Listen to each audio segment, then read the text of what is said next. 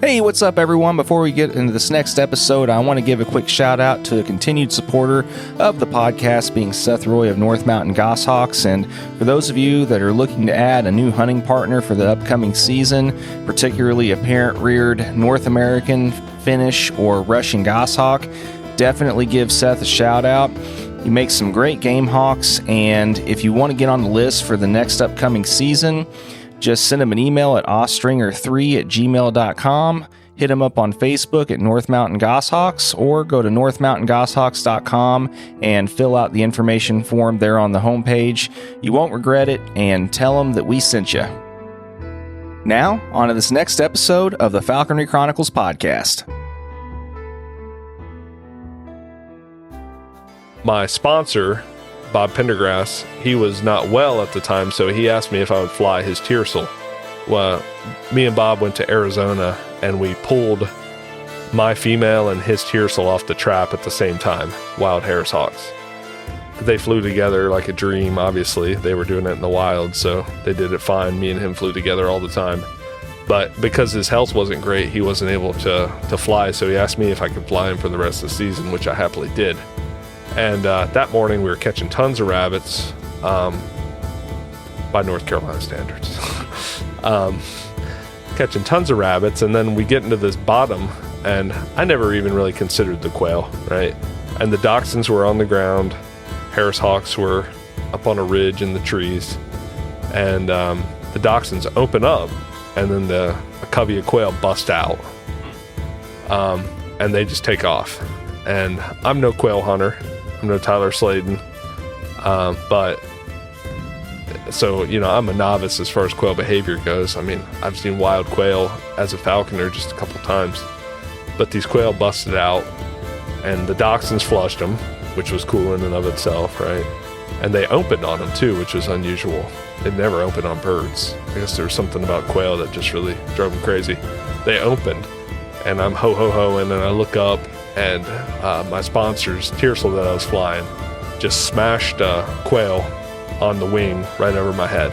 Hey, how's it going, everyone? Welcome back for another episode of the Falconry Chronicles podcast. And for those of you that are kind of in the know on as the running joke goes, those of you that are familiar with the guests for this week, Aaron Kincaid, you all know that he is now one of the two hosts of the Sporting Chance podcast, for those that you also listen to that podcast as well. But those of you that are kind of in the know are fully aware of the love for Harris hawks that the hosts have.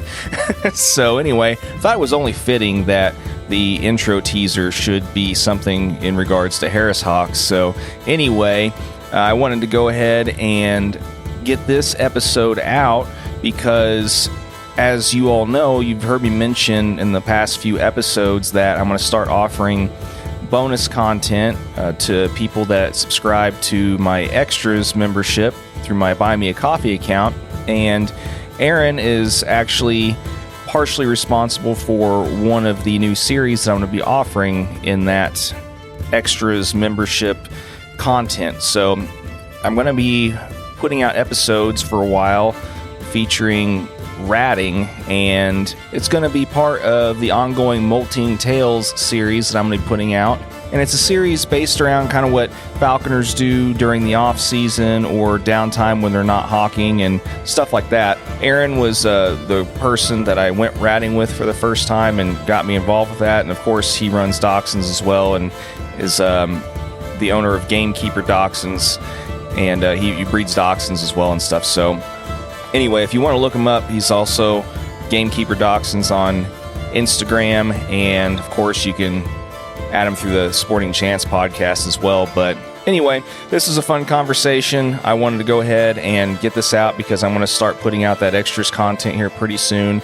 And if you want to check that out, this is kind of a preview for that. And then I also did a follow-up episode with both guys from Sporting Chance, and that's going to be the start of the other series that I'm going to start putting out as part of that extras content as well, called Falconry Follies. And it's about falconers that, talking about basically mistakes they've made, and so everybody can learn from it. And some is more serious content, some of course is joking and very lighthearted content. So anyway, I felt that it was a fitting time to go ahead and put this episode out, and I want to go ahead and put both parts together.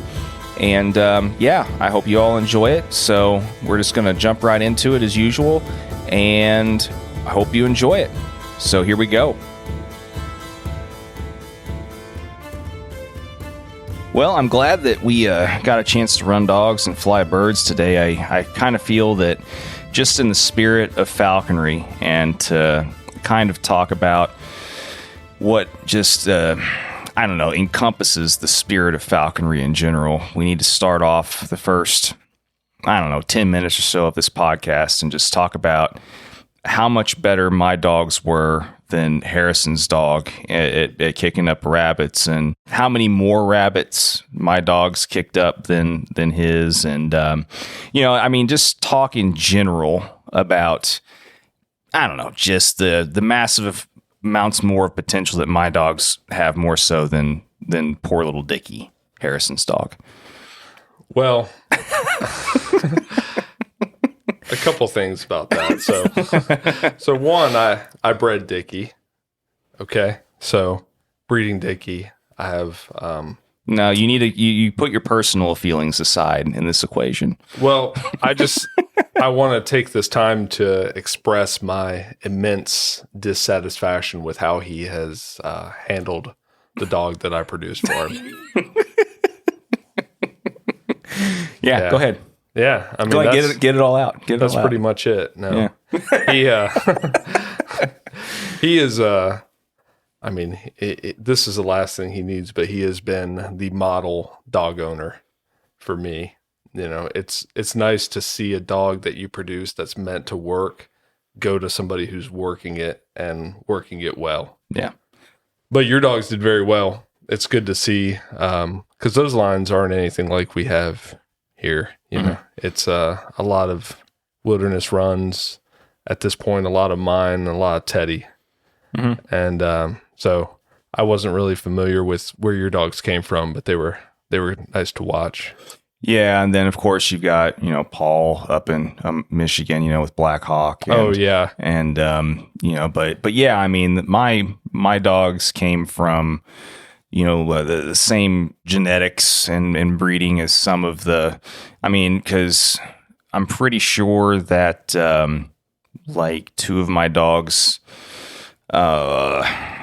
Let's see, the sire on their side, came from wilderness runs, and it's such a small world when it comes to dachshunds. Of course, I mean, I obviously do not have to tell you that, but I mean, there's always like those the big three, so to speak. There's always a little bit of some of their stuff in everybody's lines.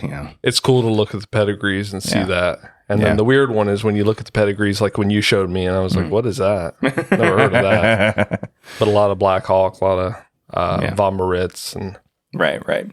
Yeah, but we're getting off topic again. So, we need to talk about. So it was at least what, I don't know, like we decided it was at least a dozen or so at a minimum rabbits that my dogs kicked up, and each, right, compared to poor little Dickie only being able to get that one out of that that we knew that was in that hole. Oh yeah, whatever. But you got to give it to him. That was pretty good. No, it was good. I mean, but like I said, I just want to make sure that we keep the numbers straight, tallied up in our mind. It's a shame I didn't put my dogs down. You should have, man. It would have been fun. I mean, I know you didn't want to add to the chaos, but it would have been fun. It would have been a fun time because like I said, your couple that would have put 6 dachshunds in the field. Well, I had 4 with me, so we could have had 8. That's right. Yeah. Yesterday we had 10 or 12 at one point running around with Harrison's bird who just doesn't care. Right. So at that point it was just absolute pandemonium. So yeah, just like whatever, who cares? Throw them all down. Yeah. No, it was a fun day though. I mean, this is like today meant a lot to me because basically, I mean, I told you about my work situation right now, and getting a chance to I mean, I can only imagine how my dogs feel because I knew how I felt, having like all this pin up like aggression and just like kind of anger at the fact that I haven't been able to run my dogs for the last like month or so because of my work situation that happened that's completely out of my control. And man, it was just so fun getting a chance to see them release. And I knew how they felt because I knew how I felt, as far as that. I mean, their overall like energy and just like I said, it was really nice, being able to see that again for the first time in like a month, and just, man, it's just, there's not much that can replace that. You forget so quickly. And it's one thing to like spend an off season, not getting a chance to run your dogs very much and everything, but like knowing that it's in the middle of the season, you still have like a month or two left, and not being able to capitalize on it. And it was fun today. So like I said, I was appreciative of it, and taking those couple spots to watch my dogs utterly dominate, Harrison's dog, and that's all that matters. Yeah, right? It's really all that matters. But you win. I want to applaud right now. I don't know what that does to the mic, but you win. Yeah. No, and you know what your prize is? Feel free to applaud. I got you a prize here. Yeah. What is it? Well, is a sticker? Do I get a sticker? I wanted to save this moment. Yep. Oh, sweet. You get a sticker. Congratulations. Fantastic. Oh, that's awesome, man. These are amazing designs, by the way. Thank you. Who, real quick, I want to give a quick shout out to whoever did these designs. Who did them? So I sketched it up. Oh, you did this? Well, no. Well, hold your horses. So I sketched it up, and then some random nameless artist on Fiverr did it. Huh. Okay. Somebody in Malaysia or something like that. So probably somebody just put like something in an AI search engine or something. Well, so I went through at least two other people, and they definitely just AI, crank something out. Yeah. And it was just ridiculously bad. I think that guy was he did like tattoo art. You can kind of see the influence on that. Yeah. No, for sure. And like I said, I have kind of been workshopping some ideas for some new logos and stuff for my whole deal also. And, it's been cool seeing kind of some of the different stuff that other people that are way more talented than me, because I mentioned this many times, I can barely draw stick figures, but I really enjoy seeing what other people come up with, like art wise and everything. And I have to, like I said, man, this is a hell of a design. I know the people listening right now are just kind of like, oh, or whatever, but I'm sure you can throw it up, right? Yeah, maybe. Maybe whenever my Instagram. Maybe whenever I release your episode, I'll maybe take a picture of it and put it up with the episode art or something and whatever. But we'll figure it out. I'm trying to find a picture of this. And if Casey has it, maybe he could send it. It's top-notch radio right now. But on the subject of designs and things that you get, which I'm sure you love that, right? Mm-hmm. We have me and Casey worked together with an artist to design a shirt. I saw that, and I was, without having to say too many other complimentary things, those are killer. Like I saw that top one whenever you guys posted that, or whenever I think it was the artist, right, that posted that the other. Yeah.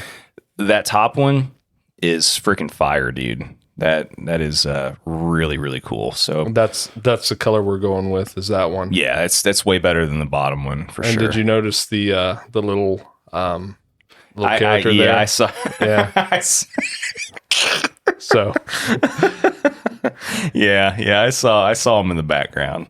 So we're pretty excited about that, and we're gonna have we're putting Teddy's motto on there, which she always says, I didn't make that up. Mm-hmm. She said she bought a shirt in the 70s that had that on it. Yeah. So for anybody who doesn't know what that is, I have to paraphrase because I don't really remember. It's what? Hunt hard, kill swiftly, waste nothing, offer no apologies. Yeah. And which is blazoned on the back of her car, which is, for us in the know, it's whatever, it's what we expect. But I could only imagine what the people at, the grocery store see when this little lady, 5 foot tall, 80 pounds, gets out of the car, and it's like, big screaming, all caps letters, hunt hard, kill swiftly. Yeah, they're wondering like which of her like kids or grandkids like car probably that she borrowed to go to the grocery store or whatever. Little do they know that's murder grandma. Yeah, no, she's awesome. And that's another reason why I was so happy to be able to make coming to this meet this weekend happen, is because I knew she was going to pop in for the evening, and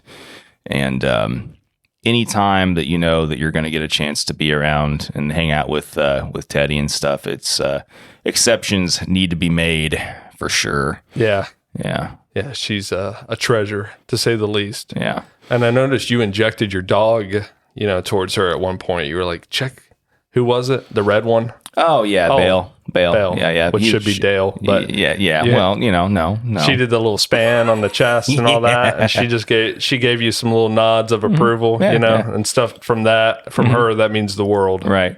Well, I mean, because you also know that if she doesn't approve, that she doesn't have to do that, and she won't do that. Oh, she will not do it. And she won't do it, and your soul might be crushed for a minute or something. But I don't know. Well, fortunately, I haven't had to experience that yet. Thankfully, hang around long enough and it'll happen. Oh well, I don't doubt it, but that's why that's why I enjoy the small doses that I get to see her in person, because I hope the day never comes where it will happen, but I know inevitably it probably will. But at the same time, it's just like, if I do the small dose here and there and stuff, it's like it's maybe less likely to happen. Yeah. Well, next year bring a bird and your dogs, and let Teddy see you running them, and then we'll see what she has to say. Oh no, I'm sure I'm sure that the overall opinion of me will be totally in the tank after that. But it is what it is. I can pretend to. I can keep passing myself off as the hack I am for a while, I guess. Oh, yeah. Well, if you own it makes it a lot easier, right? I try my best to own all of my shortcomings for sure. It's so much easier that way. If you just if you just never pretend to be something special, then it's just so much easier whenever people realize that you're nothing special. I think the moment I pretend I'm something special, my dog gets hit by a car and my bird flies into a window and dies. For sure. So that's how it works for me. For sure. Yeah. Well, I guess so. We're about, 10 to 12 minutes in at this point. I guess we can go ahead and give credit where credit is due. I mean, Harrison's dog and bird did fly well today. We can go ahead and just, as much as it pains me to say that. Yeah. I mean, he does have a good bird. And I don't know if it's necessarily to spite him or not, but he's got a good bird. He's flying a good bird right now, and his dog is really a really nice dog, and you've done well with that particular genetic line, at least. So props to you, sir, on that. Well, thank you. Appreciate that. Yeah. So how long you've been breeding now? I'm bad with dates and time. 4 years probably. So in the grand scheme of things, not very long. Okay. Do you know what year it is now? It's 2024, okay. right? All right. Are we good on? Yeah. Okay. Just making sure we're straight on that. Anyway. Yeah. All right. So doing the simple, what I call Indiana math, subtract that by the first year you thought you started breeding, and we might come to a somewhat of a reasonable conclusion or guess anyway. But I think it's 4 years. 4 years? Yeah. So not super long then? Yeah. No, in the grand scheme of things, not long at all. So 4 years, man, that would have placed it like right before the start of the evil C word and stuff. Is that kind of accurate, or a little bit before that, or? Yeah, a little before that, because my daughter was born April 3rd, 2020. So like apocalyptic times, we were at the hospital and I was looking out the window, and there were no cars in Charlotte, North Carolina on the road. So it felt like a zombie movie. But I definitely was breeding before that. Yeah. Okay. So it's been a minute longer than just maybe a minute longer than just that. A minute. Yeah. That's cool. Yeah, so that's funny, man. So we actually have kids that have birthdays that are only like a day apart from each other. That's funny. Wow. Yeah. So both we have April kids. That's funny. That's cool, man. No, I mean that's so.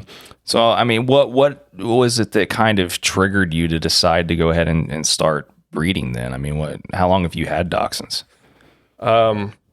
So my plan was fairly quickly once I saw, dachshunds and how they work, that somebody else needed to do it. Mm-hmm. My goal has always been to carry on in the tradition of Teddy. And there was, I think, no one else, in my opinion, that was really doing that. People putting out good dogs, but I was trying to be consistent and put out good dogs with no strings attached. My only ask is that you take good care of it and you hunt it. But as Teddy says, you can sell a man a dog, but you can't make him hunt. Sure. So that's all. I asked them to do that, but that's it. Yeah. Yeah. And yeah, it is what it is as far as that goes. I mean, you can only do so much vetting, but you can't live somebody else's life for them. And I mean, it's kind of like the, people that breed birds and stuff. I mean, you can only get so mad if you sell somebody a bird and then they don't hunt it. I mean, it is what it is. You've made a business transaction, but then after that's over with, you kind of almost have to, at least to some percentage, emotionally cut ties from there. Mm-hmm. That's true.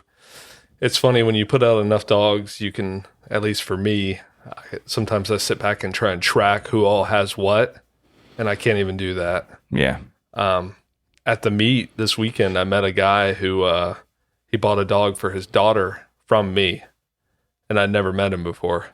And he introduced himself as such. And I was like, oh, yeah, I remember that. Mm-hmm. Yeah. But yeah, it's you produce the dogs and you hope for the best, but that it's out of your control. And I find it's not worth the mental anguish to continue to worry about it. Calling the buyer up. Are you hunting the dog? Tell me about the dog. How's the dog doing?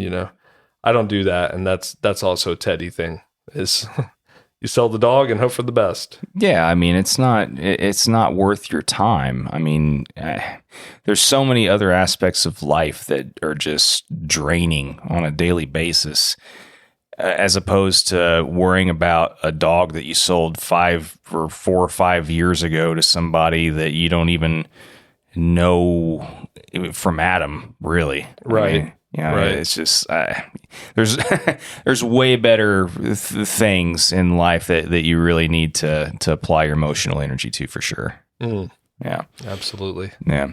Well, I mean, so ideally, where do you see yourself taking your project? I mean, are you wanting to continue to kind of grow things, expand things, keep things the size that you're at? I mean, what do you think you can continue to handle? I think I'm about at capacity with adult dogs right now. And what is that capacity right now? As far as dachshunds are concerned, I have 4 bitches and 2 dogs. So 4 females, 2 males. And they're inside-outside dogs. I don't have dog kennels set up. I think my neighbors already hate me, so I don't want to make that any worse. And, so we have like a mud room, laundry room, garage area that we enclosed. And that's where the dogs stay in the kennels. And then I have fenced-in yard, 2 fenced-in yards to separate males from females. Gotcha. And put them out. So I'm about at capacity, but I'm always interested in new possibilities. So, I could definitely see the number growing by a couple here and there along the way, especially as my favorite dog, who's not with us here because she's actually at home with puppies.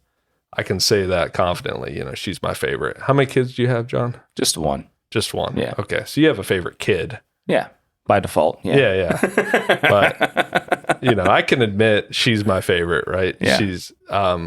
She was my first dachshund, and this is her last litter. Mm-hmm. So I will effectively just have 3 breeding bitches.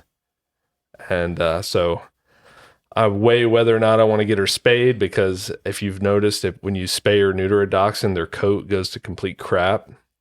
Like, it gets really feathery and fluffy and light. I admittedly don't really know much about that kind of stuff yet. All I know is that with what I've noticed and what I've been told by people is that whenever you mess with that hormone balance in general, when it comes to small breeds, particularly dachshunds, then things tend to start going awry, period.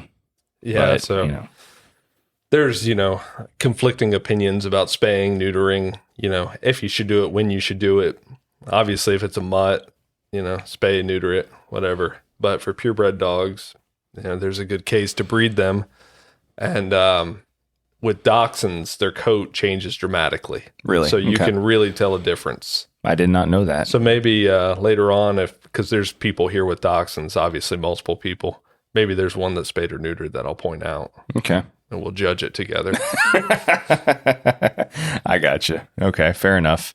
So, well, I mean, that's cool, though. I mean, at least, you have options. And, I mean, we're just going to kindly assume that your neighbors already didn't like you before you got dachshunds. But, so I was there first, right? And when they came to look at the house, my dogs I have a wire fence. Mm-hmm. They were barking at them on the other side of the fence, and they still bought the house.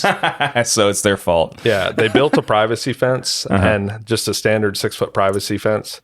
And they like me so much that they added like another 6 feet to it. That's no joke. They have a 12-foot privacy fence. So the next step is building a moat around their property and putting like alligators and stuff in it too. Yeah, I don't know. I was happy about the fence. I thought, wow, that's great. I don't have to see their yard. Yeah, no, that's awesome. That's hilarious. No, that's cool, man. I mean, it is what it is. If they knew what they were getting themselves into, they knew there was going to be yappy dogs, then, it is what it is. And they should have at least been somewhat mentally prepped for that anyway. I got into almost a fist fight with my neighbor.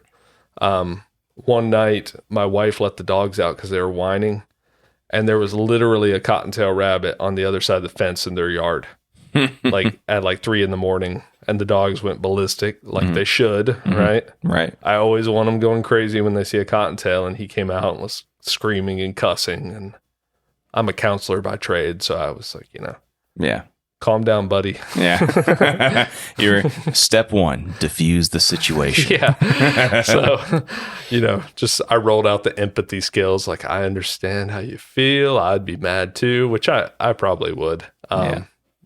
Maybe not. I don't know. I'm pretty easygoing. I mean, it was how late did you say it was? It was, we're beyond late. It was early. Yeah. Okay, so it was like 3 in the morning. At night. Yeah. It was early in the morning. Yeah, I gotcha. Yeah, I mean, that is pretty annoying. I mean, it is what it is. Yeah, I hate it for them, but it's, yeah, it's my way of life at this point, so it's not changing. So they knew it when they bought the house. Sure. Well, and so, so this is sort of, kind of, but not really, but kind of part of, the ongoing series featuring this breed that we have come to know and love. I mean, I'm going to ask you the same couple questions that I've asked people, during the song. I know what's coming. Yeah, I know it. You should know what's coming. You've been listening to some of these episodes. So, the first and foremost question that I'm going to ask and what I've asked a couple of times is, what you personally do to mitigate the impossible task of house training these dogs, if that's what you so choose to do, which being have them in the house at all. And 2, as a breeder, what your opinion is on when the best time to take these particular pups home is. So you decide which one you want to answer first, and I'll let you take it. Let me go with the easy one. Sure. So, the standard when puppies are weaned across the board is 8 weeks, right? But with that being said, typically we hold dachshunds for up to 10 weeks. That's what we agree on as being the best. Sometimes they need more socialization with the other dogs. Sometimes you'll have just, a vicious bully in there that needs to go. But generally 9 to 10 weeks is when I think dachshunds should go. Gotcha. And do you think, keeping them even a little bit longer, 10 to 12 week, like that 10 to 12 week, does it really hurt anything? No, it absolutely doesn't hurt anything. Harrison's dog, I didn't have a buyer for him, and these dogs are my responsibility, so I wasn't desperate to sell him. I thought, I'll keep him, I'll run him, and if I find the right home for him, then, I'll send him on his way. So I had him for a little while. I don't know, maybe 16 weeks or something before Harrison decided he wanted one and got it. So yeah, and he's turned into a phenomenal dog. So I think as long as the breeder, if I had them longer, I'm doing what you're supposed to do and not just, sticking them in a crate or a puppy pen and just ignoring them, right? But they should start, the training process as early as possible, which they do, in the whelping box before they go to their new homes. They're chewing on rabbit, parts and rabbit fur and all that. Yeah. Yeah, I agree with that. I mean, I've come to just seeing the wide variety of dachshunds that I've seen now, and having 3 of my own now, and having 2 that were raised and whelped and everything a certain way, as opposed to the other one that wasn't. It's not even debatable. It's a complete night and day difference. And so I don't think personally, just from all these conversations that I've had and having multiple dogs now, that I don't think I would probably bring one home now personally, before that 10 to 12 week range myself. I know my opinion means nothing necessarily, but I mean, I would almost be kind of afraid to, in a way. And like I said, I've also, like, the latest pup I've got, I actually brought him home when he was like closer to 5 to 6 months old. And the only reason I did that, and I was hesitant at first, but the only reason I even considered doing that was because I knew that he came from the same breeder that one of my other ones was. I already had like a result of, what, this breeder does and whelps and trains and whatever. And so that made me feel more comfortable in and of that. And so I knew he'd continued to work with the dog also that whole 6 months period that he had it too. So if I hadn't had a chance to really have that dog visit with my other dogs and see how he interacted with them, then it would have probably been a no-go also. But, getting a chance to do that, I mean, I was reticent, but I mean, I don't see any ill effects from that even. So yeah, people are eager to get the puppies. Yeah. Tonight, the author, Bob Glass, he's getting a pup from my current litter, and it was a surprise for his wife, and she's, teared up, so excited. I was standing there when he called me over to show her the pictures, and I'm sure she would love to have that dog as soon as possible, right? But I told him, end of March, that's when they're 9-10 weeks old. Yeah. I mean, it just makes such a big difference in how they're whelp trained and raised and initially. And I mean, as long as, and one of the other guys that I know too said, basically it doesn't really matter when he feels like you take him home, as long as the breeder that's holding him during that whole time is doing what he wants them to do, and I think there's a lot of merit in that. Well, if they're going to a home with no other dogs, then they may not learn those manners that they'll learn with my pack. They'll get put in their place. Sure. So it's the average person can't replicate that. So it is good for them to stay a little while. Okay. Well, now on to the other one. Okay. Pissing and shitting. So, they're admittedly tough. I remember early on hearing people say, "Oh, you can't do it. You can't house train them. Just accept it." I don't agree with that. You can, and I think it's individual dogs are better than others. Males love the mark, they do, especially intact males, which they should probably all be intact, so they're going to mark. Females even, my favorite, she'll hop up on the couch and pee on the couch. And so we've bought couch covers, to mitigate that. And we kind of control it we have we call it the mud room. We can kind of control it with that to where it has an epoxy floor. So a lot of times when they're indoors, they're in there instead of the house. At this point, there's rarely ever even a dog inside the house proper for us. But yeah, it's challenging. It's tough. I think the puppy pads are fine early on when they're not living in a crate. Like I'll set up a puppy pen and put puppy pads in there with a crate with no door. So, but once they can hold their bladder, crate, they're crate trained. Sure. Yeah, I've noticed a big difference, and granted, they all still have their moments for sure. Mm-hmm. And as you know, having met them all now, I mean, 3 males. Yeah, I mean, it's belly bands for me all the way with maxi pads. I've never used those belly bands. Oh, it's made literally like, I can't even tell you. I would probably propose to the person that invented them if I ever met them. Let's make that happen. Yeah, dude, it's changed the world for me when it comes to it. Basically, completely makes. I wouldn't say completely obsolete the whole urine aspect of things, the marking, but because the fact of the matter is they're still wearing around something that smells a little bit like pee, of course, but at least your whole house doesn't smell like pee, right? Mm-hmm. And they all have their moments inside and everything, but I have noticed a big difference in the 2 that were not trained and raised with puppy pads versus the one that is. The one that is a lot more stubborn about going when he should outside versus the other 2. And it's marked. Like, it is very noticeable. You all watched me try and get the one to take a crap last night. Yep. And that's the one that was trained initially incorporating some degree of puppy pads.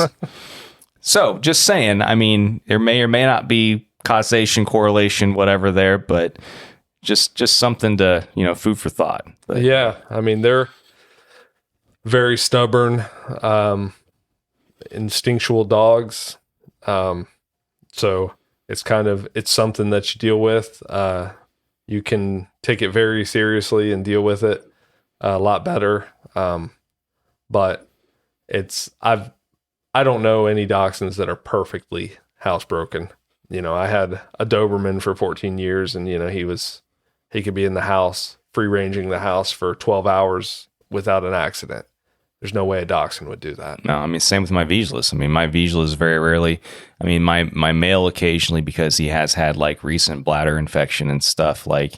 He'll occasionally go in his crate or something. But I can't even remember the last time, as far as the rest of the house or the house in general, that either of my Vizslas ever. You can count maybe the number of times on one hand, and the majority of their existence that they that they had accidents in the house. Yeah.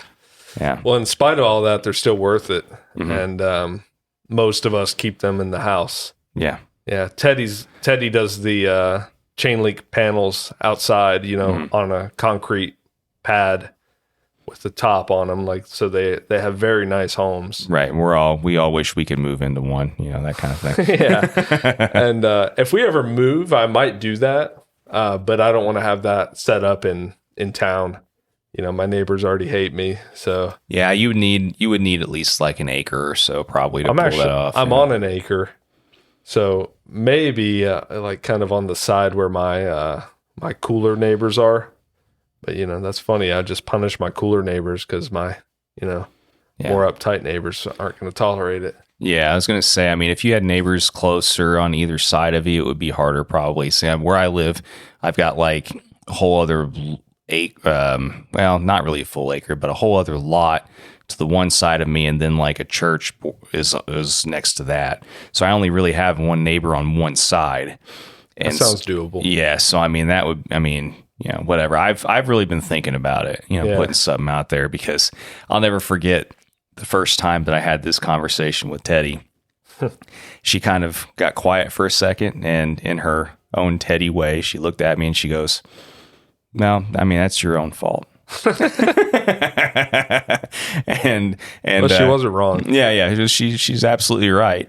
And, she's just like, we don't have them in the house at all. Yeah. And I was just like, okay, well, I can tell you right now that I would probably be living outside before those dogs would. Well, these days I'm down to in the house, 2 cats, a fish tank with a couple of gouramis in it, and a goshawk. That's it. Those are my only animals in the house. We'll let dachshunds into the house to, visit, to play, 1 or 2 at a time, but they don't live in the house anymore. So their indoor time is restricted to that mudroom. Gotcha. Which works for us. Yeah. Well, yeah, I mean, I'm sure that if you're restricting them to a part of the house too, then like you said, I mean, it's probably, you're mitigating, so that makes sense. But yeah, no, I mean, the obviously there's so many other redeeming qualities that they have. Otherwise, probably not. Other than the fact that they're really cute, like what else would be the motivation there with as stubborn as they are in a lot of ways. But like days like today, man, it's just like how much fun we have, Without them, I mean, I'm just pretty much catching squirrels, an occasional, woods rabbit that's, hanging out in a little patch of greenbrier. But without the dachshunds, I'm just pretty much rule out ever catching rabbits. And they even increase my squirrels. They're great squirrel dogs. Yeah, they're squirrel nuts. They love squirrels. Sure, and they don't get credit for it either, really. Yeah, I don't think they do. People, gravitate towards terriers for that. Mm-hmm. Understandably so, too. I mean, to a degree. I don't know. Honestly, I can tell you exactly when I decided I wanted a dachshund. I can pinpoint this. Let's hear it. Okay. So I was out hawking with a friend of mine. He had a Springer Spaniel who was good with rabbits. He would find rabbits. And we were flying my Harris hawk. I just had one single Harris hawk at the time. And we got a squirrel going, and the squirrel bailed out of the tree and hit the ground, and the squirrel was running on the ground, and right behind it was a Springer Spaniel, but not fast enough to grab the squirrel, just fast enough to be in the way. And the Harris hawk was flying behind the Springer Spaniel and couldn't get a shot at the at the squirrel. So it was that moment because I knew I wanted a dog. And I thought, you know what? I want a dog that can't catch a squirrel, which I was wrong about that. They catch squirrels, but is not going to literally be in the way. And they're not. They're never in the way. I mean, it's hard to be whenever the whole premise behind them is to be in cover, like, yeah. Well, even when I'm squirrel hawking, it's like open ground, leaf litter, in the woods. Yeah. And they're just not in the way, they're, a bird can fly right over a dachshund and grab a squirrel. Sure. Yeah. No, it makes total sense. Yeah. I mean, I've seen the best of both worlds, I think. I've gotten a chance to see now a lot of really nice dachshunds run. I've gotten a chance to see a lot of really nice deckers run. And why are you winking at me right now? I'm not winking at you. I'm blinking because my freaking eyes are dry. But anyway, I've had a don't accuse me of anything. What are you talking about, man? No, in all honesty, I have seen some really good deckers run, though. I mean, I've gotten a chance to hawk with Jeff and those dudes in Tennessee, and their deckers are really good on rabbit and squirrel both. And it's like I said, I think it really just depends on what your main goal is, and if you don't have to worry about, my main goal is to catch a lot of stuff. Yeah. Well, hey, you know what? Those guys, they catch a lot of stuff too, man, and but they also don't have to necessarily worry about sending, dogs in holes and getting through a bunch of thick cover either, because I mean, they're pretty much primarily focused on just squirrel, for example, and if what you're going for is slightly different than what, like say we're going for, I mean, if there's different strokes for different folks in that regard, for sure. And you know what? They're putting tons of game in the freezer also. Yeah. Doing what they do too. So. I'm saying all this in jest, you know. For sure. There's a lot of different dog breeds that can work really well for people. It just kind of depends on your situation and your taste, you know. If you like the nature of terriers, then they're great falconry dogs, in my opinion. Sure. I know some people would disagree with me, but yeah, I'm a fan of terriers as well. Yeah. Yeah, no, I am, like I said, and also terriers are, I would say, overall cleaner and less maintenance around the house too. I don't know. I mean, the ones that I know of are, you know, we're a lot easier to housebreak overall than say a Dachshund, for example. Yeah. But I think you have to worry about like a Dachshund, like running up a wall and, you know, jumping on a counter and eating a loaf of bread or something. Well, like I said, it all just depends on what your overall outlook on things are, what you're willing to put up with versus other things, and everybody's situations are different. But yeah, no, I mean, like I said, I really think that though that for our situation, my situation, you know, I mean, in particular, and, you know, I mean, where I live, and I mean, just seeing the kind of spots that you guys have here and stuff too, there's really not a better breed that's tailored for what we want to do, for sure. Yeah. Yeah. But anyway, I mean, I think we pretty much covered most of the typical theme of what we talk about with these dogs anyway, but we haven't even talked about, you know, how you even got into falconry and stuff yet. I want to make sure that we cover that before we get too much further. So, okay. Are you familiar with My Side of the Mountain? You ever heard of that one? Well, gee, no, I don't think I've ever heard of that. How about Harry Potter? Oh, geez. So, it's all jokes aside. I always knew about falconry all my life. My dad was always interested in falconry. He was not a falconer, but I always knew about it. So I can't really mark when I first learned about falconry. So it was something I was always kind of interested in because I've always been interested in wildlife. And, you know, growing up, I had pet raccoons, pet possums, snakes, you know, you name it, I had it.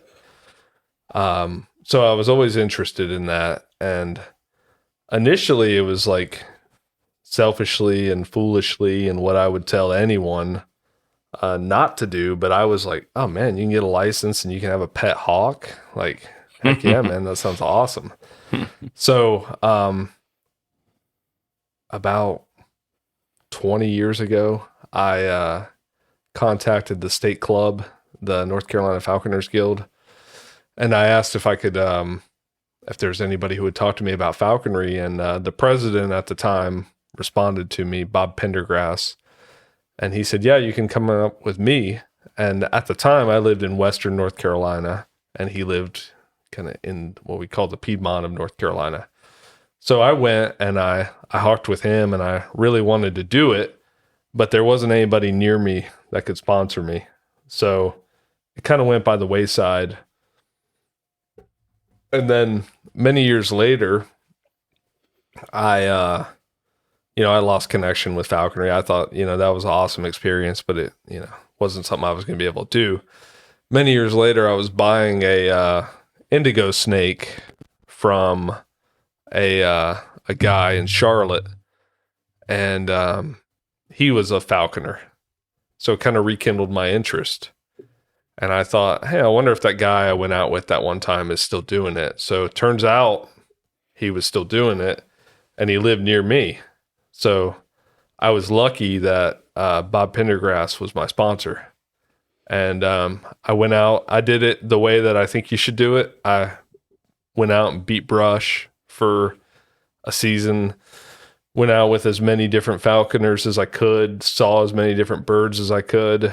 And, you know, at the end of the season, you know, I would check in with Bob and I would tell him what's going on. And the end of that season, I said, hey, I'm interested in doing this. Would you sponsor me? And he agreed to.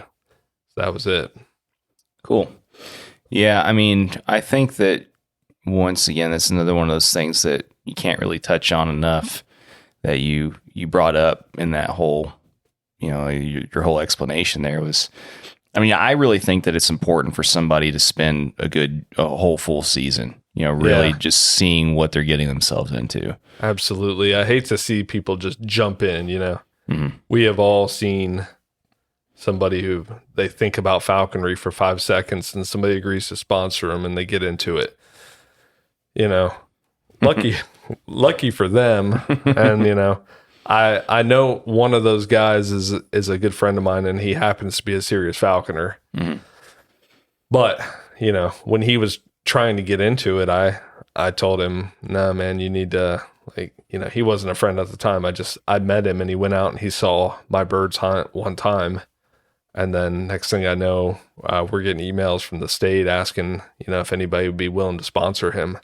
I was like, what the heck, man? He saw falconry for 5 minutes and now he wants to be a falconer.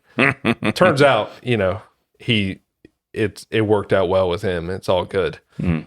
And, but I think more often than not, that probably doesn't work out. So, yeah, well, I mean, there's always exceptions to every rule. Yeah. But yeah, I think that you're pretty accurate with that statement. I don't, like I said, I really think that, and even beyond the season, I mean, if someone is knowledgeable at like finding nests, just identifying birds, like any extra little bit of like exposure that people can get even like before the season starts is that much better too. Mm-hmm. Anything that can show that extra little bit of dedication and seriousness and stuff. So, well, my current apprentice, she hung out for years. Paul, came to field meets in North Carolina for 3 or 4 years probably, and then recently, expressed to me and a couple other people that she was serious about getting into it. So. She did her time, she paid her dues, so I sponsored her and she's been incredible. Yeah. Well, I mean, that's good. I mean, and not to say that people can't be successful otherwise. I mean, there's plenty of examples to show that that's not the case, but I think your road to success and overall just your path of least resistance is if you do your due diligence and take the longer road for sure. Mm-hmm. Yeah.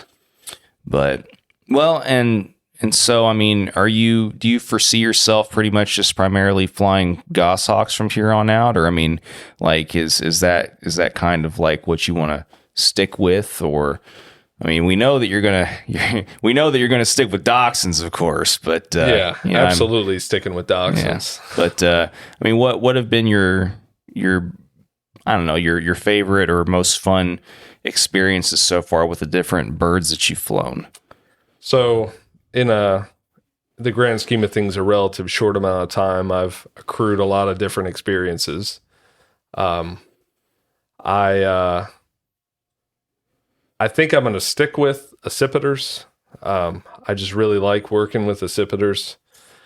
The Goshawk has just been, incredible. Just absolutely enjoy working with her. I used to fly Harris Hawks with the Dachshunds. That's a pretty standard recipe and it works really well. I've flown wild Harris Hawks. I've been to Arizona twice to trap Harris Hawks. I've flown captive Harris Hawks. The wild ones are, might as well be a different species than the captive ones. That's what I hear. Yeah, I've got one right now. She reached into a squirrel nest maybe a month ago, and a squirrel bit off her hallux talon. So she's done. She's done for the season.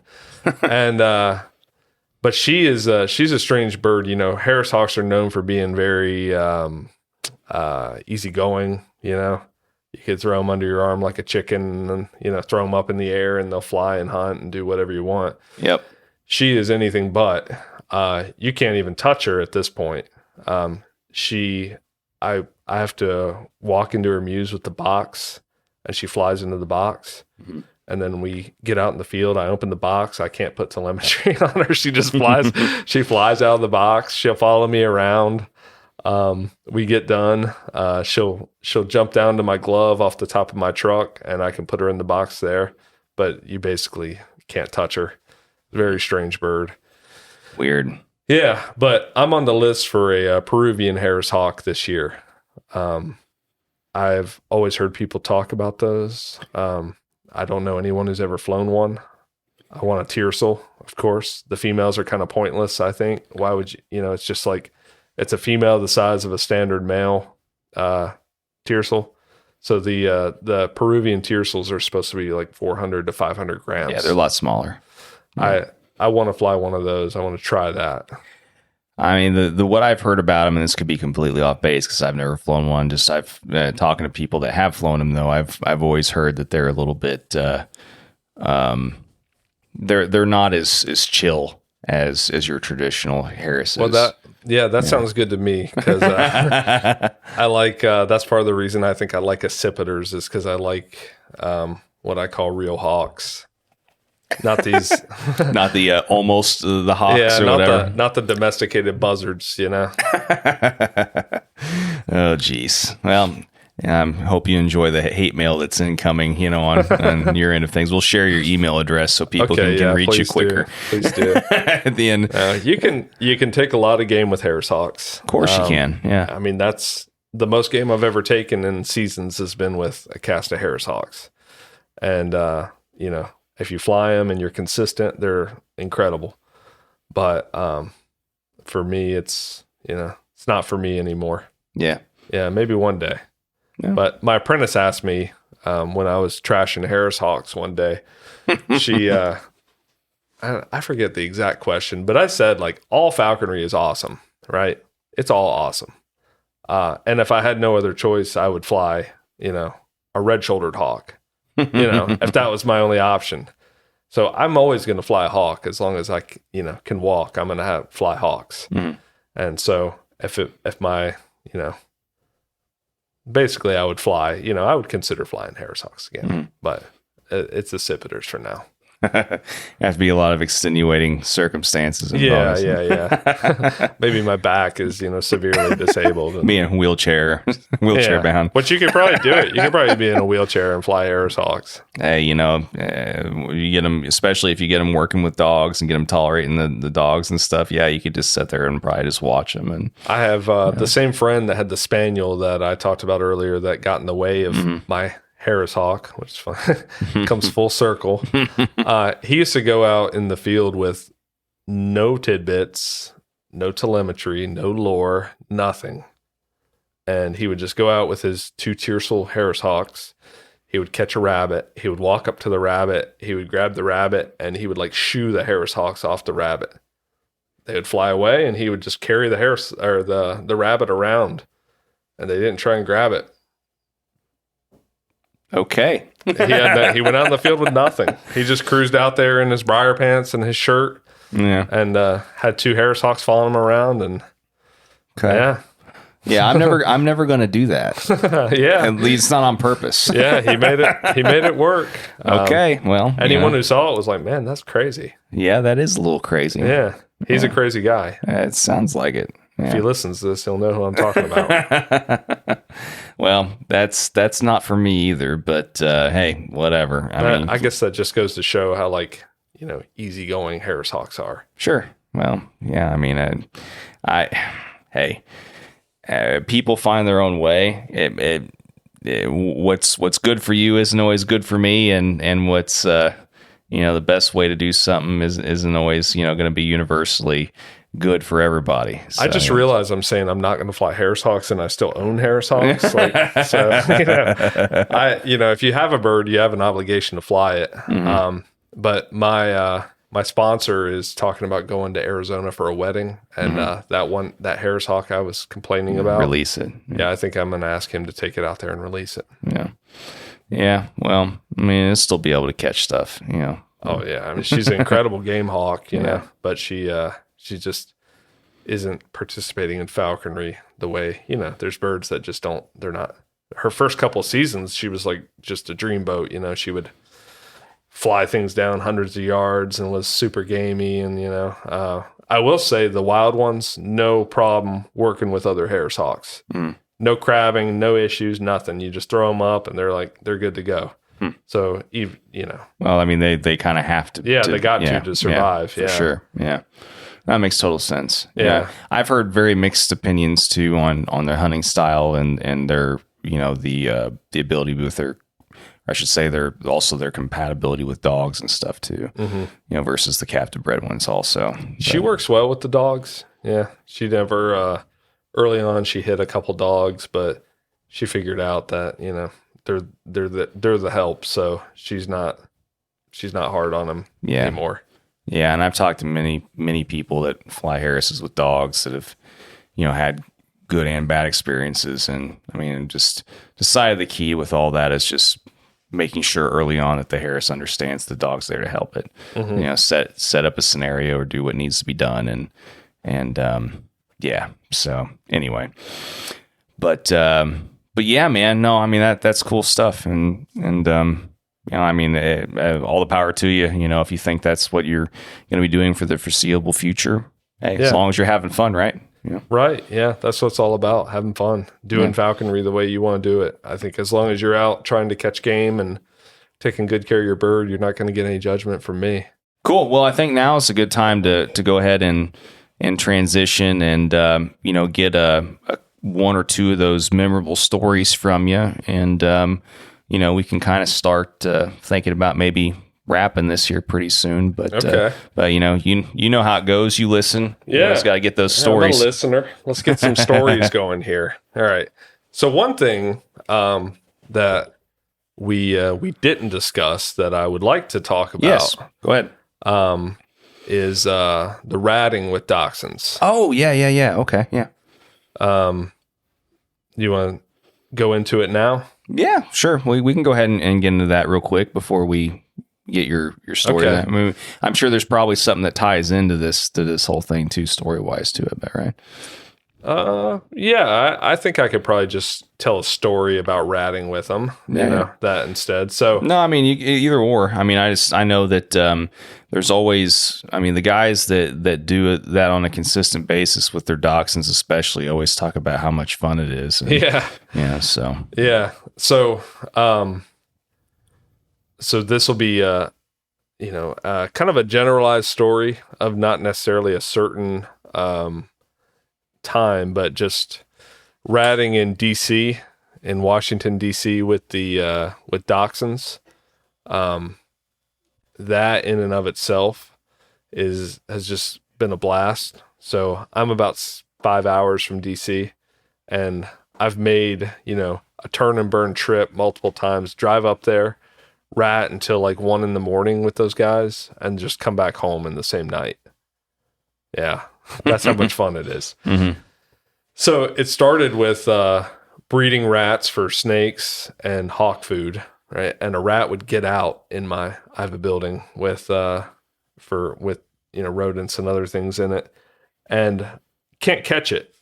It's I could not catch the rat by hand, so I just said screw it. So I just grabbed one of my Dachshunds and just threw it in there and encouraged them to get it, and so they just found the rat and shook it and killed it. Mm-hmm. And I was like, wow, this is kind of fun. So I was talking to Teddy about it, and she was like, oh yeah, that's a big pastime, ratting. And she was like, you ought to check out this book. The author is called Brian Plummer, and the book is called Tales of a Rat Hunting Man. And he's a British author. He's since passed. And of course, Teddy, being as cool as she is, knew him personally and went there hunting with him in England, with his terriers, which actually, back to the terrier thing, he had his own line of terriers called Plummer Terriers that he created.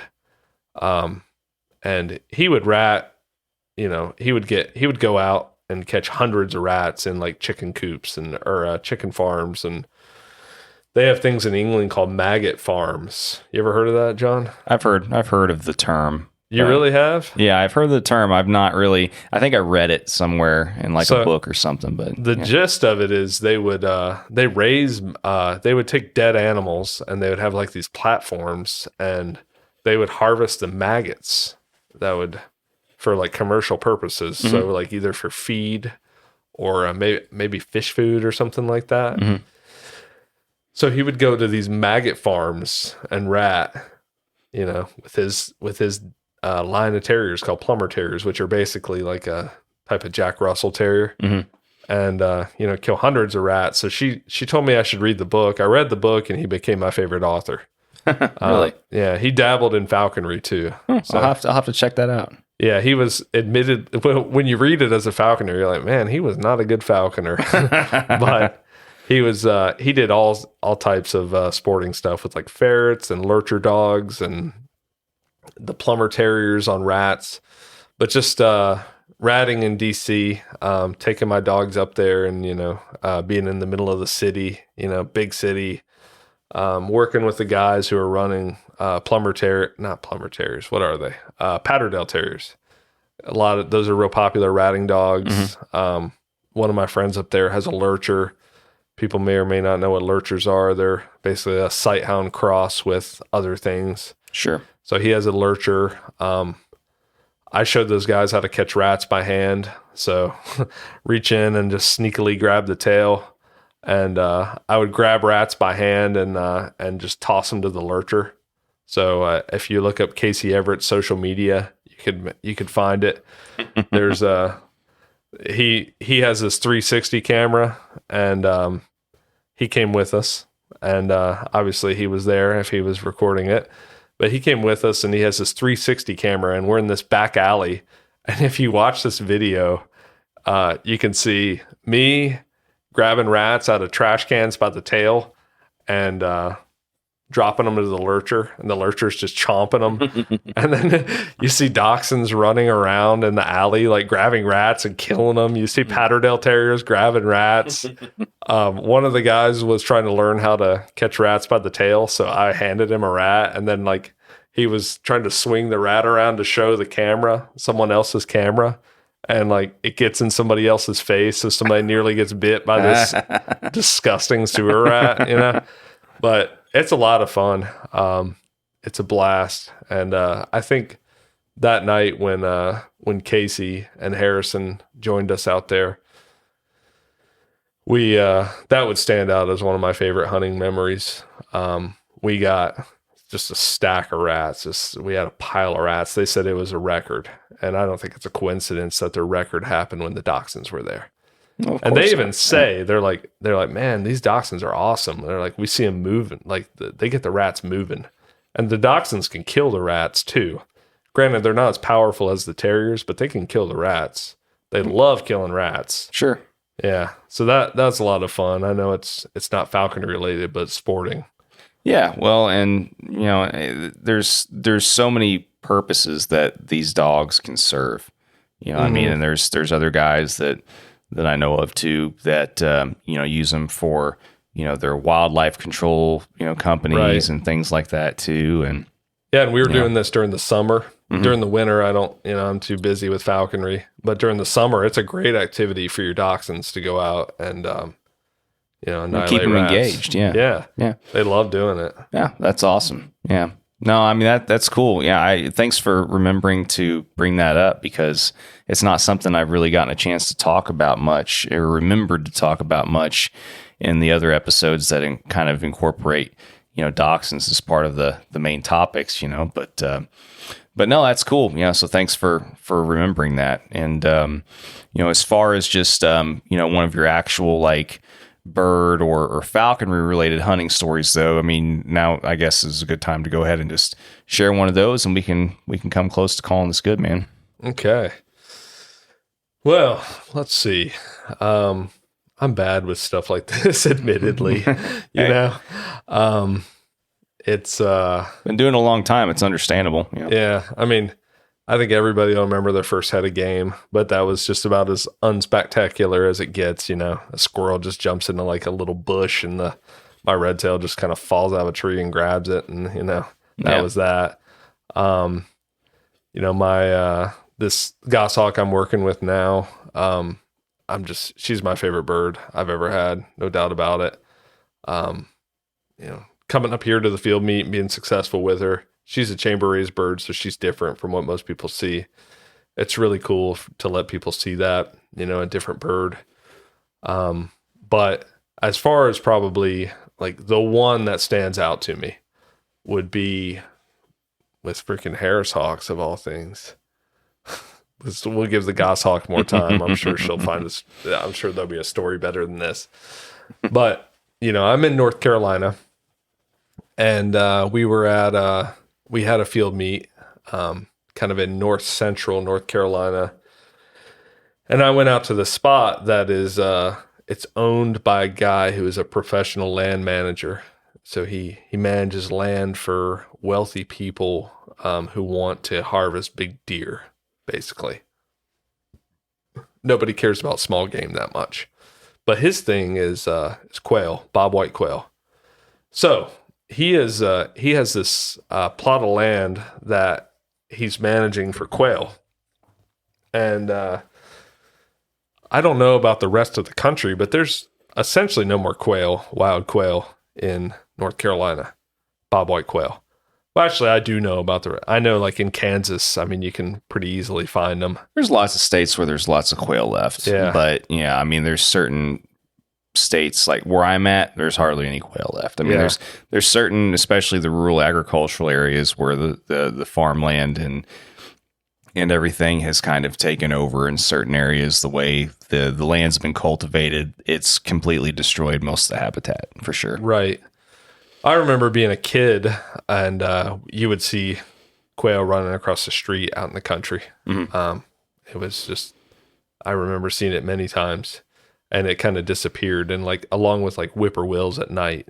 I don't know if you guys have whippoorwills in your part of the country, but it's a nocturnal bird that calls, and it sounds like whippoorwill. He goes, I'm not going to imitate it because I'll just sound really stupid. But yeah, those have disappeared too.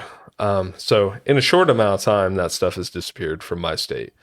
But this plot of land, he manages specifically for quail. And years and years ago, he released captive bobwhite quail there. And they have naturalized there and reproduced. I'm sure he said that it's been long enough that the original quail are all dead. So he has coveys of wild quail there now. He also has a lot of rabbits because quail habitat, at least in North Carolina, equals rabbit. So I went there with the Harris Hawks, and they were the wild Harris Hawks. And my sponsor, Bob Pendergrass, he was not well at the time, so he asked me if I would fly his tiercel. Well, me and Bob went to Arizona, and we pulled my female and his tiercel off the trap at the same time, wild Harris Hawks.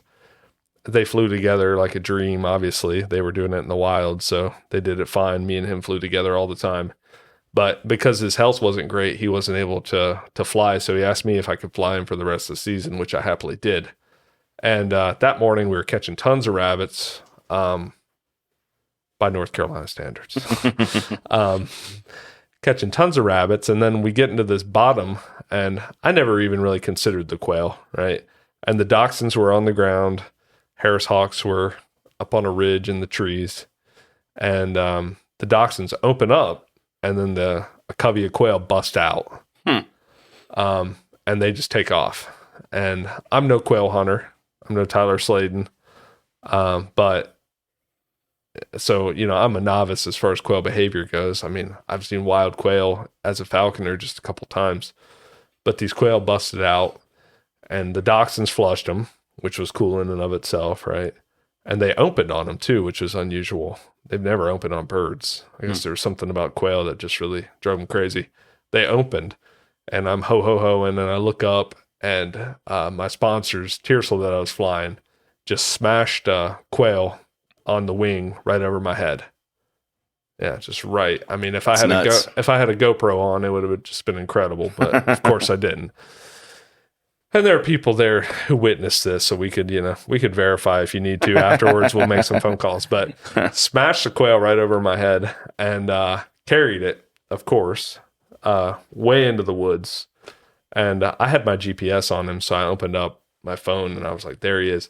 I'm charging through briars, just like getting ripped to shreds by briars, running after this quail because I was like, I want that quail. So I get over there, and that tiercel is like sitting like 6 feet off the ground with the quail in a tree. And I just jump up and I grab the branch and I pull the branch down and I grab the quail and cover it so he can't eat any more of it. And, quickly trade him off and get the quail. And it was mostly intact. Like, I got there so quick. And I got it mounted. A falconer friend of mine, Marshall, in North Carolina, he's a really good bird taxidermist. He mounted it. And that day I found a little deer spike on the ground too. So he incorporated that into the mount. So on my mantle, I have a little deer spike with the quail on the wing, turned with some broom straw grass. And I've always got that to remember that day. No, that's cool, man. Yeah, no, I mean, like I said, there's always at least one good flight, one good.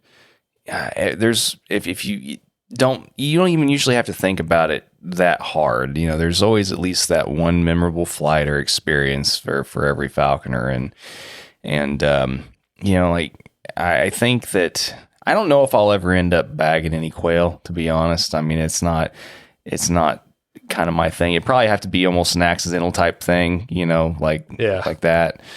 But I mean, we bump. I mean, and don't get me wrong, it's not like there's zero quail where I'm at. But I mean, the coveys are few and far between, and you'll accidentally bump into one occasionally, trying to kick up rabbits. Which I've done a time or two before. And scares the crap out of you. Yeah, scares you. You don't expect it. Yeah. These things just come out of nowhere, and your birds, of course, are never in position to catch it. So no, yeah, I would like to catch a woodcock sometime. I think that'd be cool to. Which is kind of my plan, maybe with that Peruvian Harris hawk, is to I have some friends that have bird dogs, and maybe work with them to try and bag a woodcock. I want to chase live feather with him, and he's going to be my bird that I walk up to people's front door to ask for permission with, because he's just hopefully going to be a docile little cool dude, to charm people. Yeah, all the power to you, man. Best of luck to you on that. Wish me luck. Yeah, for sure.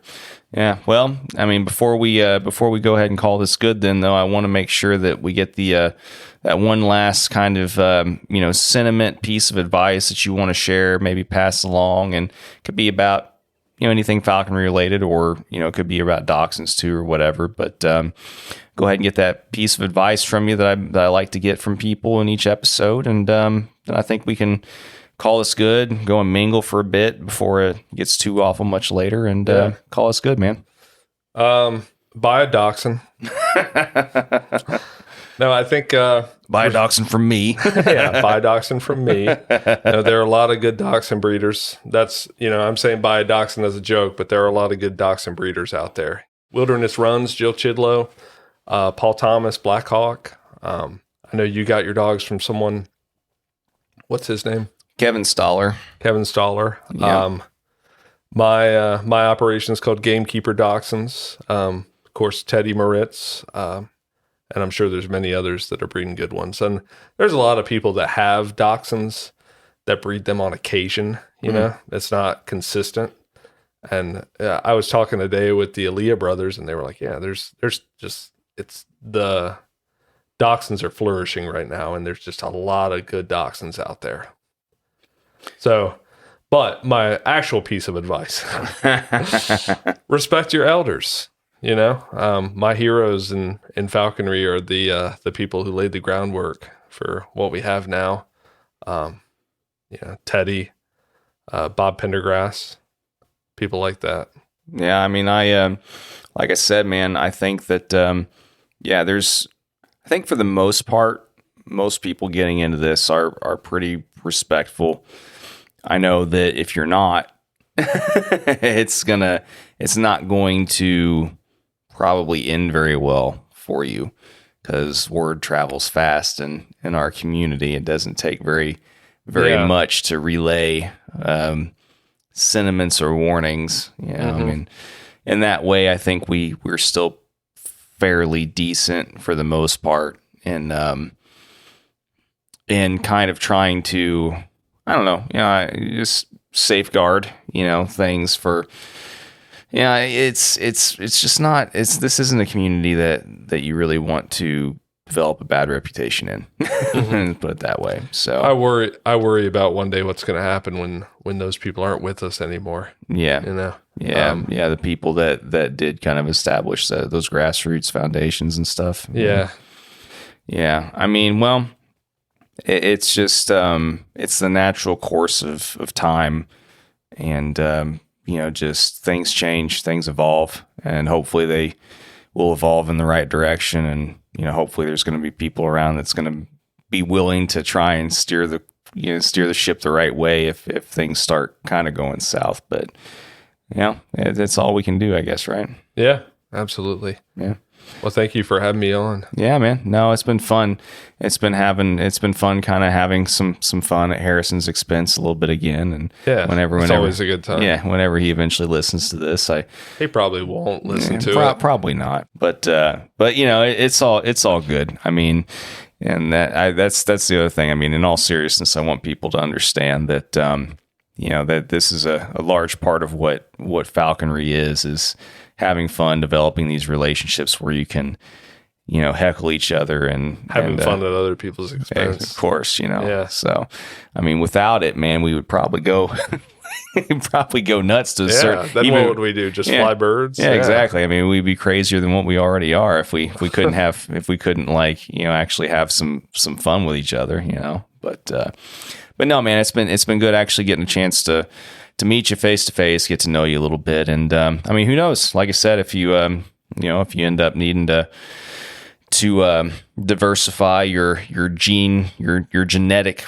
portfolio, so to speak, like I said, we'll stay in touch on that. So yeah, your dogs are definitely worthy of that. So I appreciate it, man. That's as any dachshund owner will tell you. I mean, that's one of the best compliments you can get. So I appreciate it. And, I've sure tried, to do him justice. So, after the whole Vizsla thing, I told myself if I was ever going to get into another breed, that I was going to make sure 1,000,000% that it was going to be the right choice, the right, everything was going to be right, and so I hope that, all I can do is hope that I've kind of gone that route anyway. So, but anyway, appreciate the kind words. And once again, like I said, thanks for coming on, and great meeting you. And hopefully we get into some more fun tomorrow. Yeah, let's do it. Awesome, man. All right. Hope you enjoyed the first part of this episode. And as I said before, the second part is more or less going to be us talking about going ratting in DC, and I believe it was on May the 4th, if I remember correctly. And the main reason I remember that, of course, is because I'm a Star Wars nerd, but that's besides the point. We were in DC to, of course, go ratting, but we were also there trying to pair our dogs up for breeding. And unfortunately, that didn't take, but hopefully we'll have better luck next time. But anyway, so the morning after, we recapped our night's hunting and all that. And I mean, this is going to be kind of a little bit of a taste in what you can expect on this ongoing ratting series that I'm going to be putting out as part of the Molting Tales extra content. And later this week, I also expect to have out kind of an edited version of the Falconry Follies episode that I recorded with both Aaron and Casey. And the unedited version of that, also with video, probably is going to be available as part of that extras membership content as well. So before the end of the month of August here, and we'll have the first full official episode of the ratting series out, and also the unedited version of that Falconry Follies episode. So anyway, all that being said, on to this part 2 with Aaron Kincaid, and we're going to talk some ratting. Here we go. Yeah, I used to hate coffee, and then I turned 40, and something just recently happened. I've just all of a sudden acquired this taste for it, especially these delicious caramel macchiatos from Starbucks, which that's basically like a milkshake. Yeah, I know. That's the extra level of hate past the other level of hate. Is not only have I become addicted to something from Starbucks, it's like a foofy, We have the dog to go with it. Yeah. Let me know when you get with the pure black. Yeah. Oil slick like I have. Yeah, I can't do it, man. Yeah, my new boss has been, that's one of the things that she's grown fond of ragging me about, is my taste or lack thereof of coffee, because she's quite the coffee sewer, so to speak. But or whatever that technical term is, I should say, for a coffee lover, a philiac, or whatever you want to call it. File. Sounds dirty. Yeah, it does. So speaking of dirty things, yeah, last night I woke up this morning in between 3 or 4 different bouts of debating on whether or not to smother you with a pillow or not. And better give some context here. You said about last night, dirty things, smother me with a pillow. No, we're just going to end it on that note and just let people fill in their own blanks. Oh, okay. Now, so for those of you who are listening, this is the addendum part of the Aaron Kincaid episode, in which we discuss ratting. And I know previously in the episode that we recorded when we were both at the New Jersey meet, it was something that we touched on briefly, but we actually got to do it last night.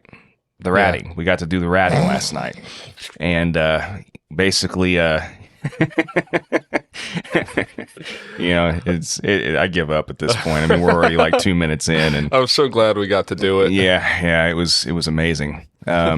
But yeah, so the reason we're both in DC, we are in Washington, D.C. presently, and here pretty soon are about to head back to our own respective homes in Indiana and North Carolina. But what brought us here this weekend was, of course, we're getting our Dachshunds together in hopes that they will produce a wonderful new litter of hunting buddies for prospective people around the country or whatever. And we decided that to make this even more worth our while, that we would make this a ratting excursion too.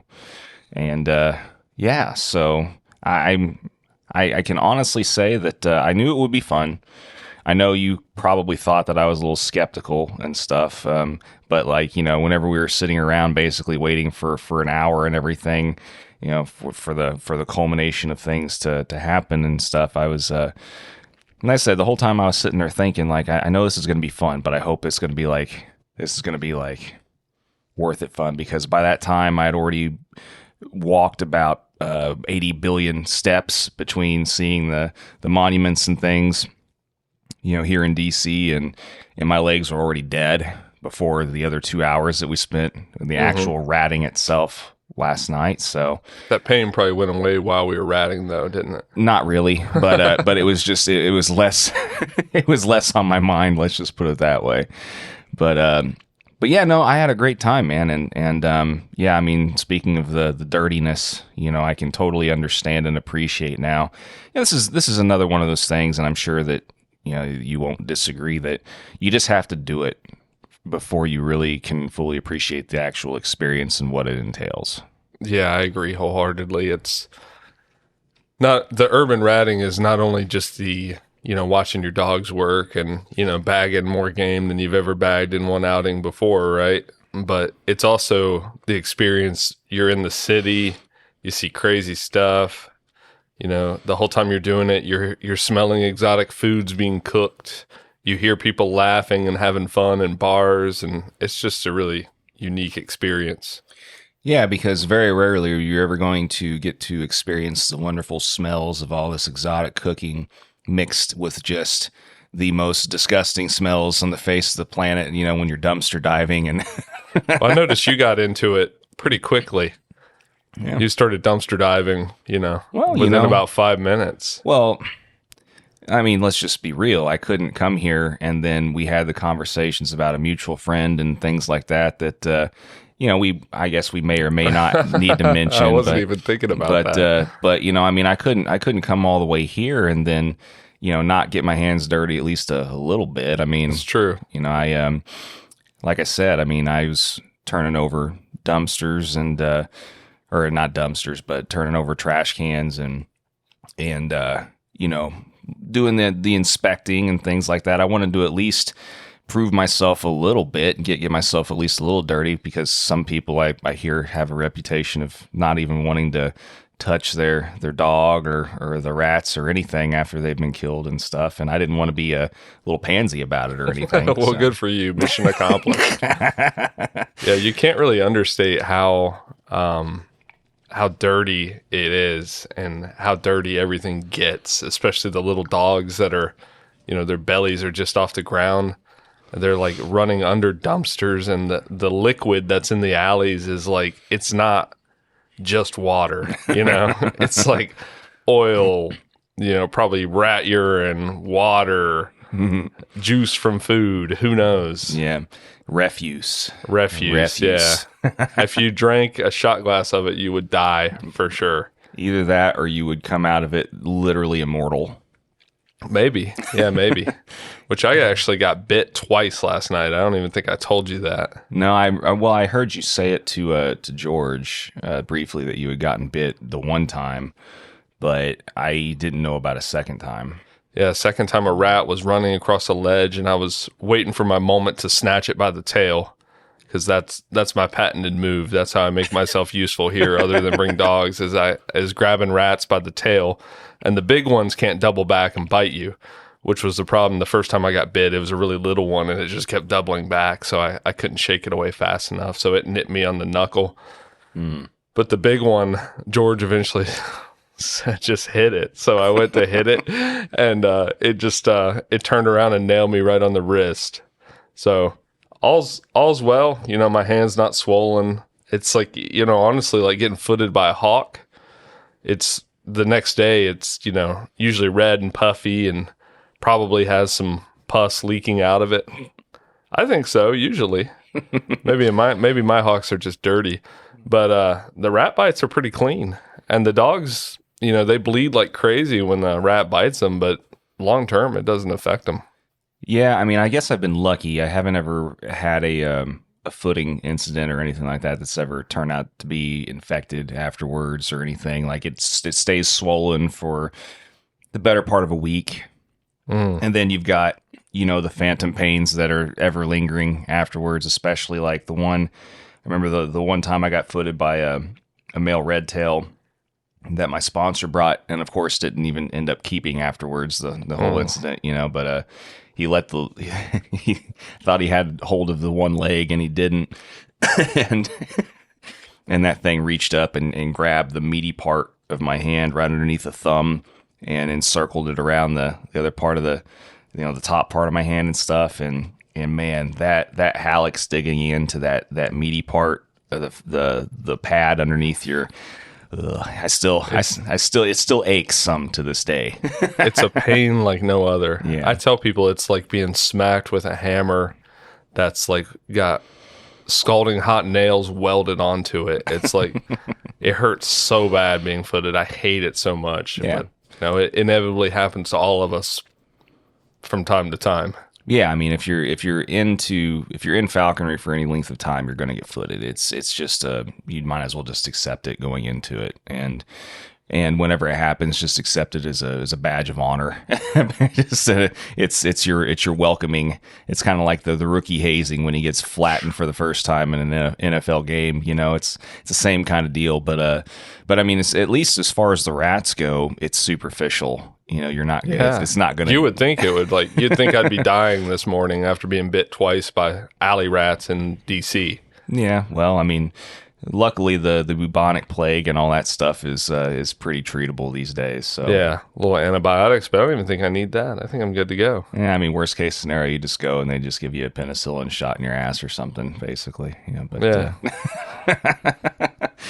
No, like I said, man, I was shocked. I mean, I knew I would have fun, but I was surprised, real quick once the action started happening and everything. Like I kind of equivalent it to two things. So in the falconry world, those of us that have, like car hawked or hunted starlings with kestrels, like that's almost like in the dog world what I would kind of equivalent this to. And I was thinking about it last night. I mean, just kind of like that. I mean, it's still sporting. It's still, to a degree, as far as like, there's nothing tougher than rats. Yeah, I was shocked though by, like that was the first analogy that popped into my head, and I think that overall, like, I just, like I said, I was surprised at how much fun I was having so quickly. It was, and the action, it's like there's big lulls, but then whenever it happens again, it's a blitz, and kind of reminded me of the time that I went ice fishing as a kid. And you go through those big lulls and stuff, but then you go through those periods again where fish are just constantly biting, and you can just keep pulling fish out of holes and stuff. The same kind of deal. Well, as someone who lives somewhere where the water never freezes, I can't relate. I've only ever gone one time, and there's not very many times that's been that cold for that long in southern Indiana for the lakes and stuff to freeze over to do that. But anyway. Well, maybe it's more like in the South where you go with a bunch of alcohol and maybe catch some fish. That's probably more what ice fishing's all about. Well, just ask some of the Canadians and some of like the Minnesota and those types of folk that live up on the lakes up there, and where it stays really cold, and you're gonna see and hear a lot more about that up there, of course. But so what do you think about George's Patterdale last night? Very cool. I was very impressed. I would have never. Well, first of all, I've heard of the breed, but I've never actually seen one in person, at least that I can remember right now off the top of my head. But I was surprised at the tenacity of that dog, and they look like little miniature pit bulls.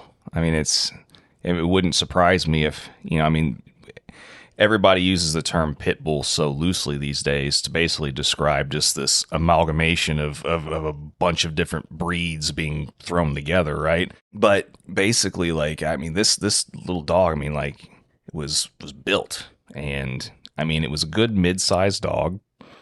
I mean, probably 20 pounds, 25 pounds. But there were no F's given whatsoever with this dog. All this dog wanted to do was murder rats, and it was a really cool thing to see. And he's keyed in visually, and I'm assuming maybe the scent, maybe he's hearing him.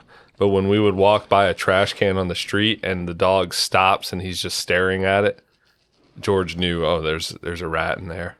Mm-hmm. So we would open the trash can up. It gets to a point where obviously you don't care what the passerbys even think. And so let's touch on that real quick too, because that was the most amazing part of this whole experience for me, is even in Washington, D.C., everyone knows you're walking around with these dogs like at midnight, 11 p.m., whatever. They know what you're doing. And if they don't know for sure, they always ask. And then whenever you give them the answer, not one single person was like, you're killing rats, like there was no, everybody must hate them so much here, because it was unanimously, I mean, and we encountered at least like a dozen people that were stopping and saying hi to us and thanking us for our service, like we were in the military or something. Yeah. And that was, I thought, one of the most interesting things about this whole experience was everybody was so appreciative. Yeah, you're like a celebrity when you come out and you're ratting in DC. Oh my God, I was just like, that to me would almost be, I mean, if you let something like that go to your head, it's just like, good Lord, like everybody unanimously like loves these dogs and what's being done, and in the grand scheme of things, there's billions of rats probably in this city. I mean, probably uncountable amounts. I'm sure the ratters here are helping to some degree. It's a drop in a very large in the ocean. Yes. Yeah, that's a good way to put it. But they were acting like, we tell them, well, I think we've caught close to 30 rats tonight. And they were like, oh my God, they're acting like 30 was like this huge number, and like, You would have thought we would have just wiped out a whole like 2 city blocks worth of rats or something, you know. No, and you saw yourself. I mean, how many rats did we probably see? If we probably killed about 30, 35 rats. We saw over 100, easy. Easy. And they're, you know, when you move the rats, the amount of them that you actually even have a chance to kill is minimal because they're, as you saw, they're running up the sides of buildings. You can sit there and watch them as they're like 2 stories up, continuing their journey up the building. Yeah, and it's kind of funny watching a rat the size of a small kitten, like running up, like not even exaggerating. I mean, some of these things were huge, running up the side of these buildings and climbing up the access stairs and all these different things, and you're just, gosh, I mean, yeah, I don't know, like. I was really shocked by just the sheer, like not necessarily shocked by the sheer quantity, but you can't. It's like I said earlier, you can't really appreciate what you're dealing with until you actually see it in person. Mm-hmm. Yeah, I think it's that much fun to where it probably made the trip worthwhile for you, even if the whole dog thing didn't work out. In retrospect, it probably was worth it. Well, and you know, I mean, as far as the dog thing, we both kind of knew going into it that there needed to be low expectations for the timing. And like you said, I mean, he's going to go home with you for a week, and I'm sure that the other circumstances will happen with it. So that part of it, I'm not even really all that worried about. But yeah, I mean, there's not very many occasions that I can think of where I would be willing to drive 10 to 11 hours for basically 2 nights worth of, 1.5 days, I should say, worth of stuff. Mm-hmm. You know, if I'm driving that far usually, which, I mean, I could have flown and I could have, you know, taken an alternate way to get here, but by the time it would have been all said and done, I still would have been out the same amount of money, if not maybe a little bit less. I don't know. I'd have to break it down, but it wouldn't have been that much of a difference if I would have flown or rented a car, saved the miles on my truck or whatever. So this was one of the few things left on the bucket list that I could think of that I'd be like, well, I need to make it happen. And, you know, I mean, if you don't make things happen sometimes, then you're just going to miss out. Mm-hmm. and you won't ever know exactly what you missed out on. I wasn't going to let that happen this weekend. So yeah, I mean, it was worth it. It was a fun weekend and still got to see some cool stuff, and the dog had fun. You know, your dogs had fun. But yeah, I mean, to echo the sentiment, yeah, I mean, it was worth it. It made it. I mean, it was like the icing on the cake for the trip. Mm-hmm. Yeah, for sure. And then you see how the ratters up here, that always kind of struck me how, you know, accommodating they are and how friendly and welcoming. You only met one last night because circumstances kept a few from coming out, but, you know, I heard him say to you at some point, he was like, come out anytime you want, you know. Obviously, your chances of you driving back out here are low, but you might do it again. But he was, you know, the invitation's there for you. Mm-hmm. Yeah, I know, and I think that's it's nice seeing that exists. It's nice seeing that exist with other communities. As we both know, not all aspects of the falconry community can be at times that welcoming, but there's plenty, of course, that are. Mm-hmm. People are different. Everybody's going to have different, you know. There's people who want you to stay out of their state. Yeah. I mean, it is what it is, but I mean, that goes with everything, no matter what you do.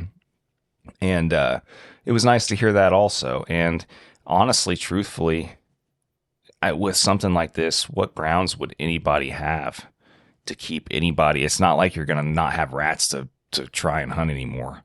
I mean, like, it's probably, you know, I was thinking the same thing before you said it, but there's some places where falconry game is that abundant too.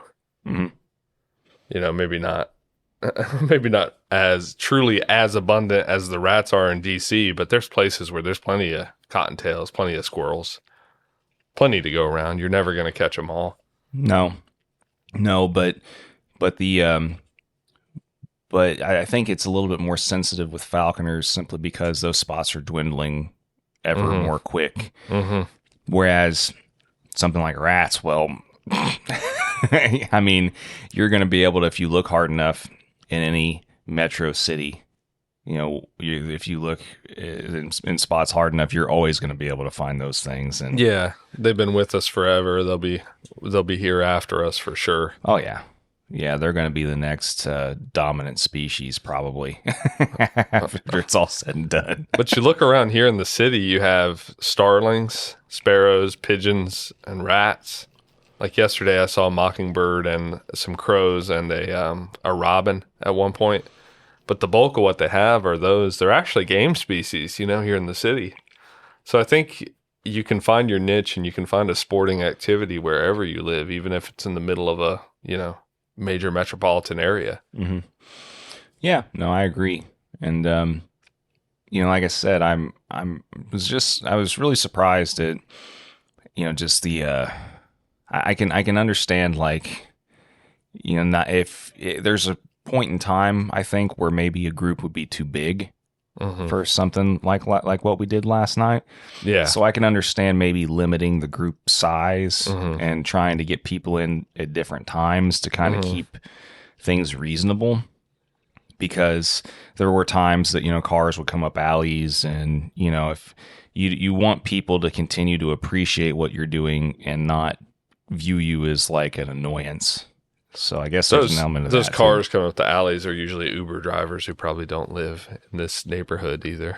Yeah, well, probably, but still, the last thing you want is to ruin a good thing. Oh yeah, by someone bitching about a bunch of people.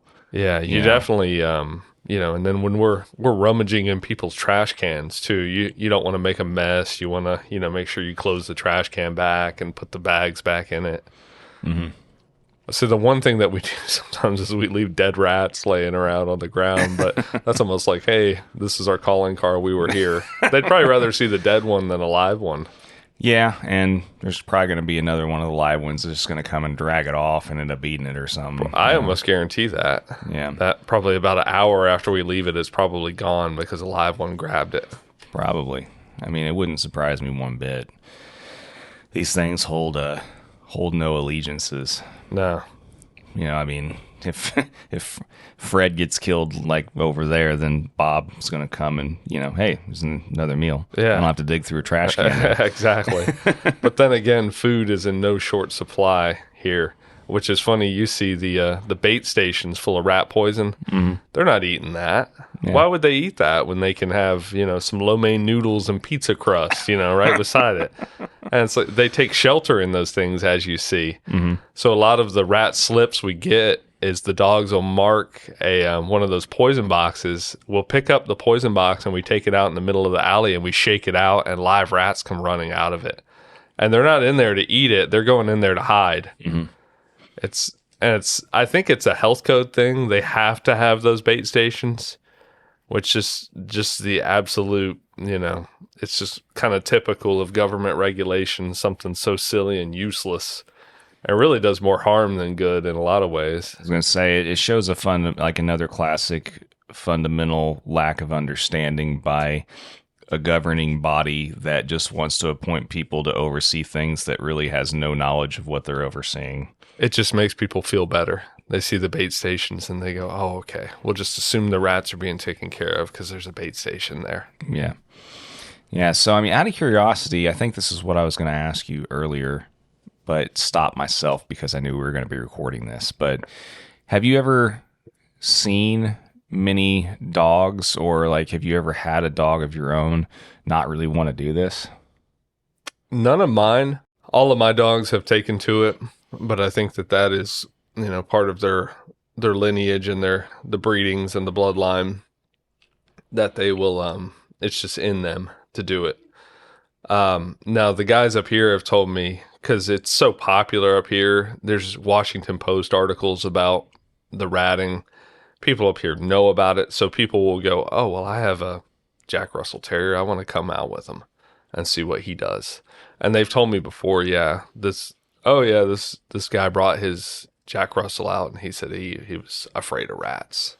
It's because it was so either came from probably domesticated lines, to the point where it's just been bred out of them, or they've just too late of an introduction or something or whatever. Yeah, well, Hades, as you well know, he has never done this before. You had said he's never killed a rat before. No. And at first, he was skeptical, much like you. He was skeptical, I think. Well, he got bit by that first rat he held up for him, too. But then I think I was worried that it might turn him off. But like we said, I think we both agree it just kind of pissed him off. Yeah.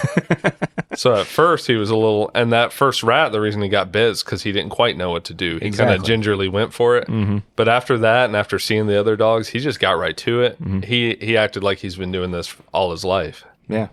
Yeah. Which I think is his breeding and his, the bloodlines and stuff. Yeah, for sure. Yeah, absolutely.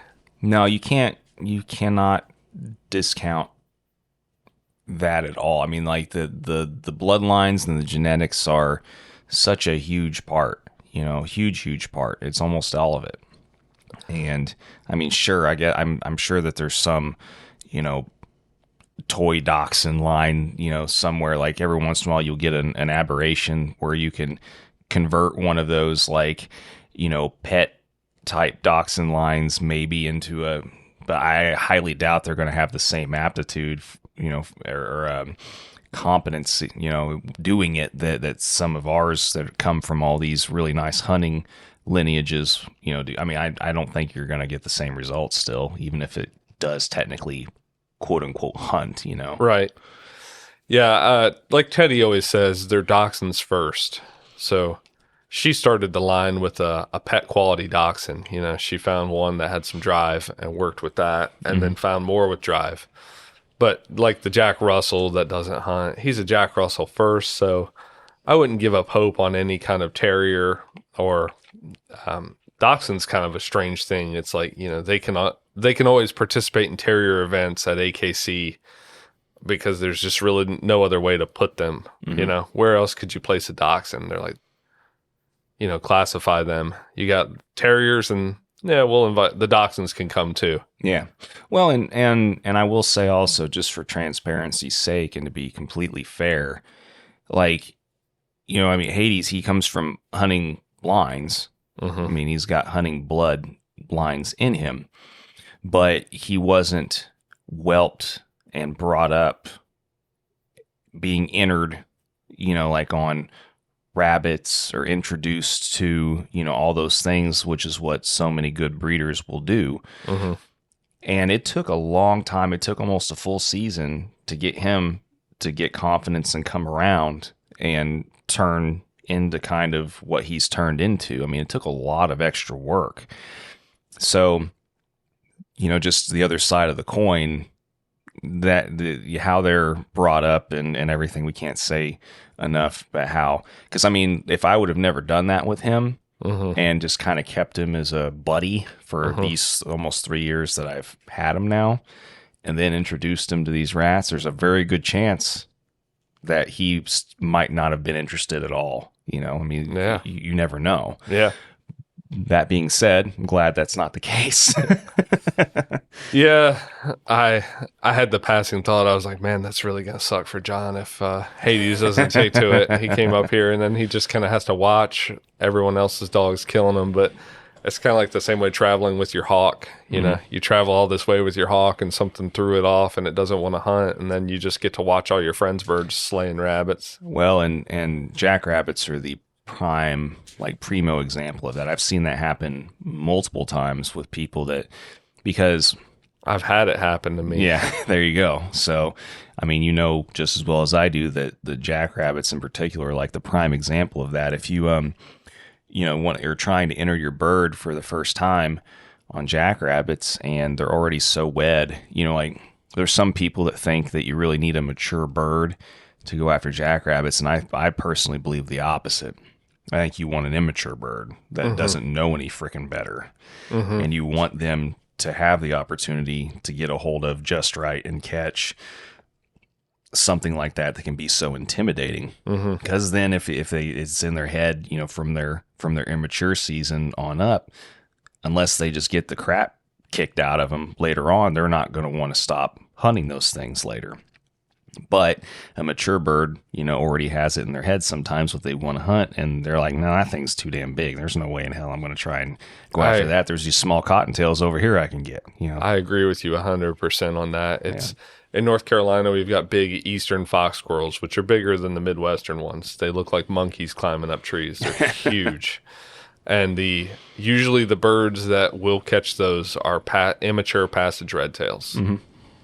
I don't know if anybody's done it with Harris hawks, but I wouldn't recommend it with Harris hawks. I think unless you were flying them in a cast or something, even then. But God, those things, they turn around. They'll turn around on a limb and buck at the hawk instead of running like a gray squirrel will, and that throws hawks off big time. Yeah, I guess it's kind of like with practical advice if you're in bear country or lion country is not to run from them, because that just triggers their predator response. Those fox squirrels turn around and lunge at the hawk, and suddenly the hawk's like, oh, never mind, I'm so used to everything running from me, maybe I don't want anything to do with this.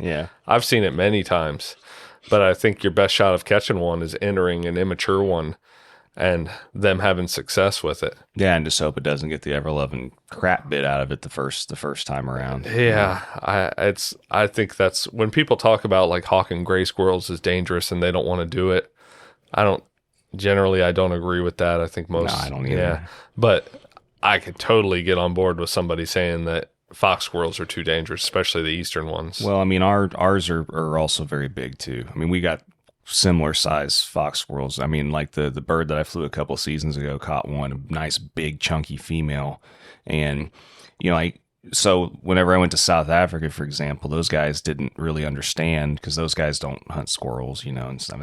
They're not familiar with it at all, and they didn't understand the size difference between a gray and a fox. So I took a picture, and literally, like, you could have put that whole gray squirrel like inside, of this fox squirrel that I caught with this other bird. And consequently enough, she got bit real good. And that was like the second or third fox squirrel that she caught, but that was the biggest one. She got bit real good by it, and then the rest of the season didn't want them anymore. But she would still go hell after the grays. Can't blame her. And yeah, people were, my buddies were always like, oh, you're full of crap. Just it's a weight thing. And then like they saw it for themselves, and it didn't matter what size the fox squirrel was. After that, she didn't want it. Yeah. So, I mean, it can easily happen. But I wonder, though, I mean, do you think that would happen like relatively similar to like with these rats and these like, especially like our smaller dogs? Because I noticed that, and granted, it might have just been fatigue after 2 hours or something of them just not wanting to deal with it as much anymore. But I did notice like towards the end, both of our dogs were not so gung-ho and grabbing, at least, especially some of the bigger ones that were like right in front of them. Right. So I think they get wore out. They get tired at the end. And like we were saying last night, it's crazy to even think that they even want to grab after they've grabbed one. Why would you ever want to grab another one? Like, not only does it, it's this nasty creature crawling around in trash and poop, but it can also bite the crap out of you, and it's hard to kill. Why would you ever want to grab that? It's just amazing they want to continue doing it. Yeah. So, but I'm sure that if you entered a young dog on rats and the rats just had their way with the young dog, you could probably ruin a dog. So that's why you want to be really careful about what you expose a young dog to. Once they're older and they have more experience and confidence, I don't think a couple bites is going to put them off on it. No, I don't think so either. I can totally see that, but I just, like I said, one of those 4 or 5 that he caught last night, the one that he ended up like kind of intercepting a little bit as it was running out into the middle of the alleyway. I mean, that one, I saw him shaking it around. It was like almost the damn size of his whole freaking half of his head and snout. Like, yeah, it's like their mouth is stuffed with rat. Their jaws are just like pried open, just full of rat. And then he flung it, and then your dog came over and finished it. It's so funny, man. Like, it's just so I hope you got that on video. I hope I did too, man. and hopefully that's one of the ones where it was still decent. Like that alleyway was decently lit. So I'm hoping that it was one of the ones that I was able to use. There's so much of that footage I think it's just going to be too dark, but we'll see. I'm once I get home tomorrow, I really am just going to make a no F's given day. And I think I'm just going to go through that footage and do some odds and ends and stuff. And I'm really going to tear into that and see what's usable and what's not, because man, I'm really kind of inspired now. I would love to dedicate something to this, like just the ratting and do something a little separate as an adjunct thing. What do you mean exactly? I mean, just I would like to start talking to more of these ratting guys. And like maybe see if any of them would be interested in just doing some adjunct material. They would, yeah, they absolutely would. And talk about this some more, because this is like a really neat niche thing. For sure. Yeah. So I speak the gospel all the time, and Teddy introduced me to I think I touched on it in the previous podcast. How I got started ratting was I breed rats, and at the time I had big snakes that were eating rats, and also rats for hawk food. It's convenient to have big warm rats that you can throw a hawk after a hard day's hunt. And when they would escape, they were like impossible for me to catch in this room. So I just threw the Dachshunds in there, and the Dachshunds would catch the rat, and then I would take the rat. They killed a fresh, domestic rat bred by me and just throw it right to the hawks. And I was telling Teddy about it, and then I got a little rat infestation in my quail barn, and then I went out and ratted with my dogs one day and killed a dozen rats, and just had the time of my life running around killing rats. And I was talking to Teddy about it, and she goes, yeah, there's a really good book you should read, Tales of a Rat Hunting Man by Brian Plummer.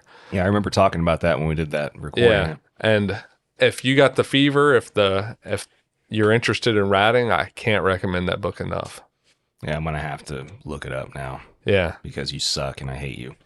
Yeah, introducing me to something else that I don't. But if you don't have the urban ratting like this, poultry, I found commercial poultry houses, like I would have thought rat heaven, right? I've been to those, and there's some rats there, but they're not infested with rats like you would think they would be. Mm-hmm. But backyard chicken coops, you could probably go there with your dogs and get a dozen or so rats. In people that have backyard chickens, or people breeding pigeons, they'll have rats. I mean, basically poultry equals rats. Mm-hmm. You're gonna have rats if you have poultry. Same thing with like dairy barns and stuff like that. They have rats. You've probably seen the Mink Man's videos where he's killing literally 1,000 rats with a team of dogs in a day. I think he's doing it on a commercial level.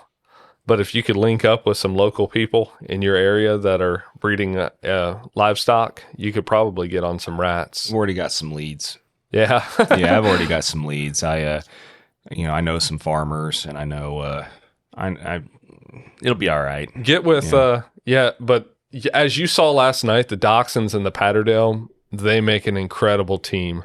Like a diverse dog team makes the best ratting crew, in my opinion. Well, the people that I know also have like terriers and stuff too. Yeah. And good ones. I mean, good hunters stuff. So that's what terriers are for. Mm-hmm. Terriers are for ratting, sure. Obviously. Yeah. Not entirely. But some of them, like I think Jack Russells were bred to kill rats in rat pits. Mm-hmm. But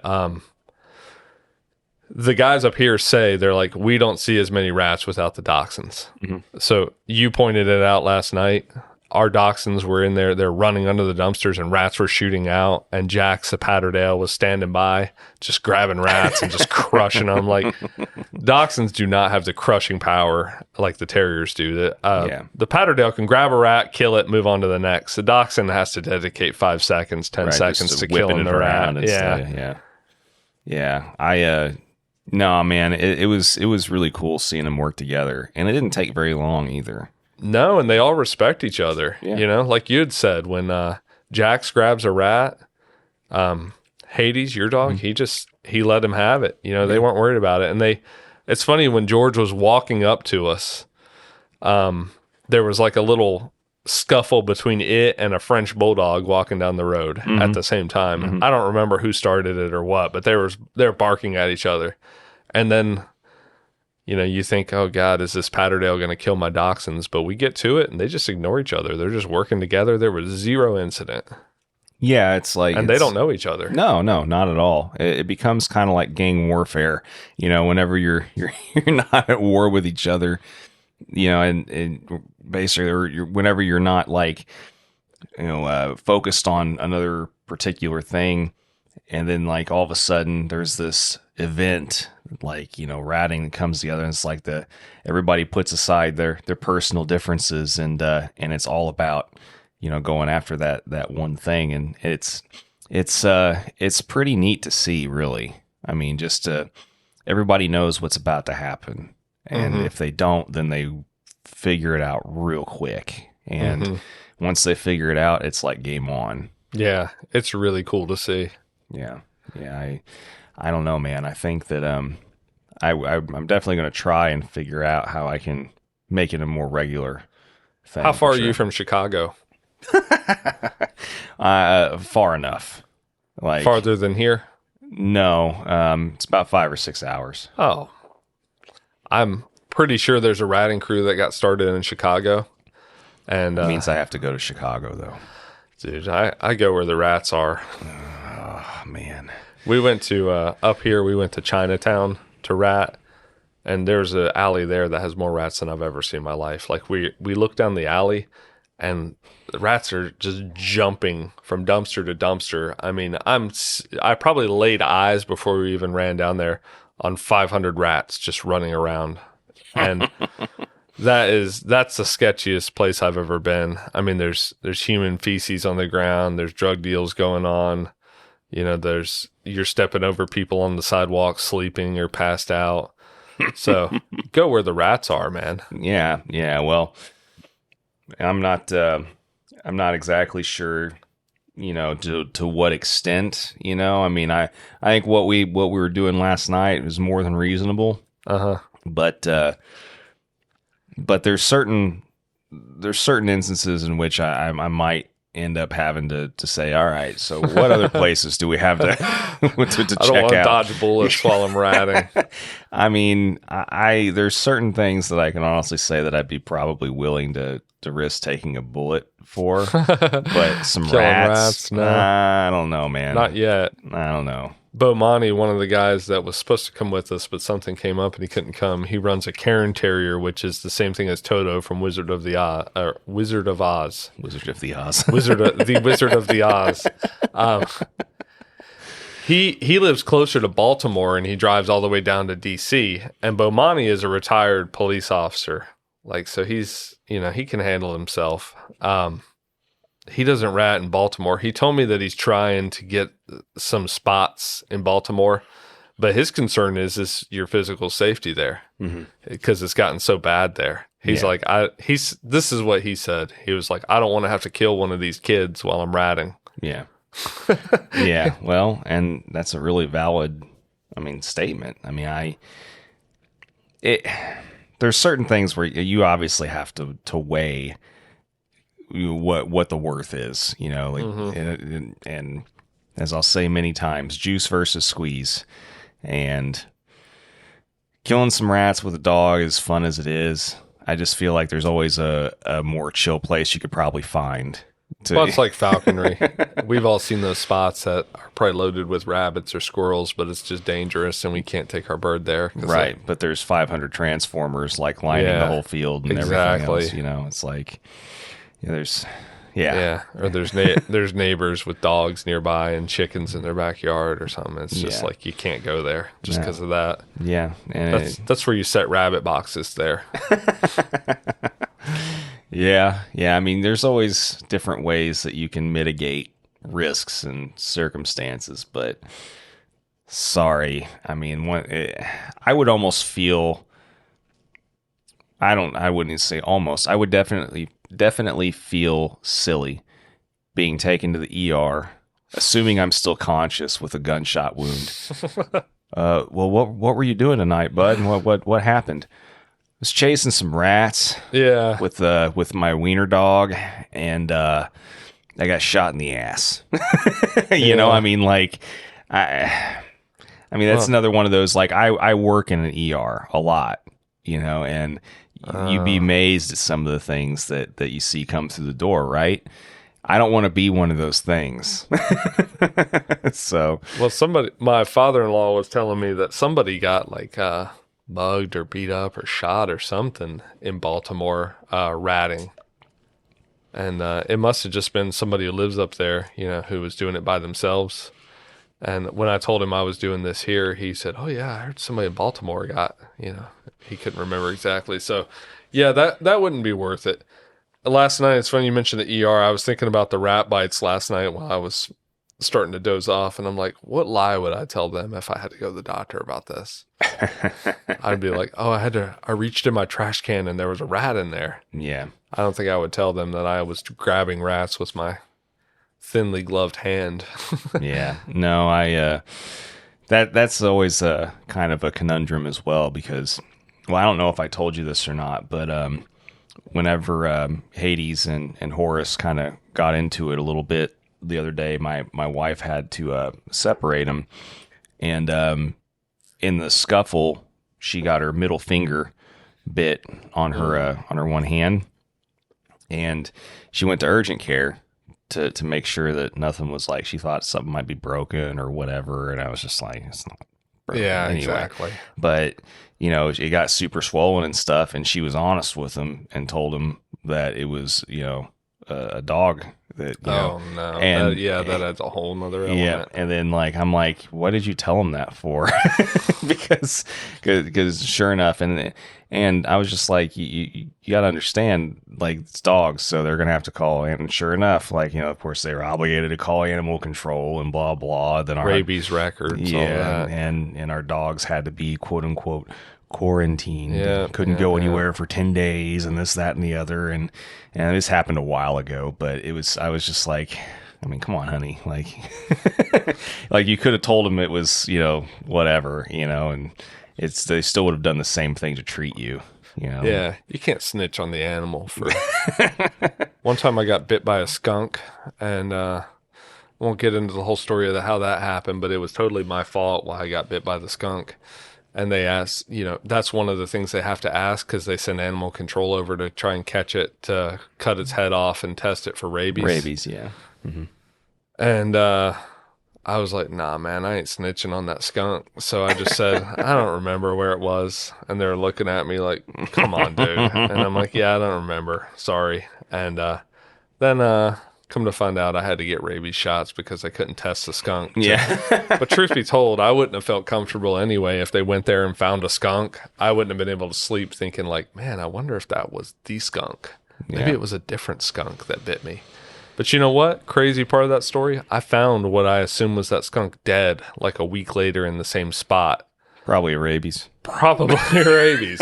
So I'm vaccinated for rabies now. If I ever get bit by something I'm concerned with, I just get a booster and I'm good to go. Yeah. No, that's one thing I've never had to be vaccinated for, thankfully. I don't know. It's amazing to for those that aren't familiar, I mean, it's really amazing what animals are the bigger transmitters of rabies, and you would not normally think about it. You know, I mean, the first time I learned that feral cats or outdoor cats were like the biggest transmitter of rabies, when I found that out, I was just like, wow. You know, I mean, I guess it makes total sense. Total sense. They're like the perfect vessel for rabies. Yeah, them and raccoons and stuff. And small animals like rats basically can't get rabies because they'll die immediately from it. So the odds of you getting bit by a rabid rat or squirrel are slim to none. I mean, everybody wants to equate it with bats, but, like, you know, these other animals are so much more, you know, worse for it. You know, I don't know. But anyway, yeah. So, like I said, I don't know. Like, basically, I think that, once again, going back to mitigating risks versus reward, this is something that I would love to continue doing, especially if I could find places where, you know, I'm not going to encounter a lot of those other extenuating circumstances. But this was definitely worth the fun, worth the trip. And like I said, I had a really good time doing it. And like I said, I would like to kind of, at least for just because of my own morbid curiosity about it, learn more about a lot of these other guys that do it and what their experiences have been and stuff. I think it'd be really cool. Mm-hmm. There's a guy named Richard Reynolds in New York who started probably the oldest organized ratting club in America. It's called Riders Alley Trencher Fed Society, RATS. So Riders Alley is where they started hunting rats, and Trencher Fed, or Trench Fed, I think is what it is like a way they used to feed dogs. They just said, that's a trench fed dog. I don't know. He could explain it, but I think he'd be a great person for you to talk to. Yeah, no, I will. I'll try and make it happen. Like I said, I think it would be really neat and be cool, like, feature series on, just for some alternate, adjunct content and stuff like that. And I'd listen. Yeah, well, I'm sure there'd be a lot of people interested in that. But yeah, I mean, I think it would be cool just to, have, just like I said, just for my own curiosity. I mean, if other people think it's interesting, great. But I mean, I'm really interested in it, so it'd be neat to do. I remember telling someone who bought a puppy that about the potential to rat too with the dog, and they were like, I don't know about that. You could just tell they were just like, no, they were put off by it. And they were talking about having pack rats. It was somebody in California, and they said, oh yeah, we have pack rats. And I'm like, dude, like, pack rats can be a pest, right? Sure. I mean, and I was like, the dogs would love that, that would be great work for the dog. Mm-hmm. And they were just like, I don't know. Well, said person and people like that are probably really missing out. I think so. Yeah, because I mean, especially if you really don't have much else for the dog to do, where you're at or whatever. I mean, it would be it's kind of like you said last night when we were walking back to the hotel. This would be a great source of pure fun and sport for a breed that you might otherwise not be able to own, especially in a city environment. Mm-hmm. But you could easily do this kind of like what George said he did, like every other night. Mm-hmm. And you could do it for an hour or two, call it good, kill you a handful of rats, and then go home. Your dog's happy. Oh, yeah. I mean, these dogs are going to be the most well-behaved dogs the day after that because it's so physical for them. They get so much, and the dogs that want to kill and want to bite, like they get so much of that. That's such a good outlet for them. So I can't say enough good things about ratting. I just think it's so much fun, and I think it's so good for the dogs. And you're doing a community service. Yeah, and it's that much better when you don't have to sit there and justify to people what you're doing. It's like an automatic, like, it's like it almost kind of feels like a stolen valor situation where you're walking around being thanked for your service and you're not, and it's just like, I mean, that was the first thing that popped in my head last night. I was just like, are we wearing like fatigue, like army fatigues or something right now, and whatever. It is just, but literally everybody, thank you for your service, thank you for your service. And we had somebody, we were in an alley, and this guy who normally they're probably sketched out by people messing around behind their house. He pulls up, he rolls down his window, and he goes, "Thank you, guys." And then he opens up his garage door and pulls into his $1 million house. Like, he was stoked that we were there doing that. Yeah. Just because you can imagine if you live there, it's got to be such a nuisance, Yeah. Well, and even if you don't have evidence that they're in your house or bugging the hell out of you and stuff, still, it's got to weigh on your mind. Oh, yeah. I don't think there's any way you could live in this city and probably any big major metropolitan city and not deal with the consequences of having the rats. Like you saw, every other dumpster has got like a rat-sized hole chewed into it. Mm-hmm. Like every trash can has got a hole in the lid where the rats have chewed in. Yep. You can imagine the average person open a trash can to throw their trash in, just throw their little Starbucks cup in, and a rat jumps out at them. Like what happened a couple times last night. Yeah. That is so funny. I remember, so for everybody listening, my first, like, I don't know, the first actual, like, I guess it was my third or fourth time I was starting to open trash cans and stuff, and we were in that one hot spot alley, and open the first one, nothing. Open the second one, nothing.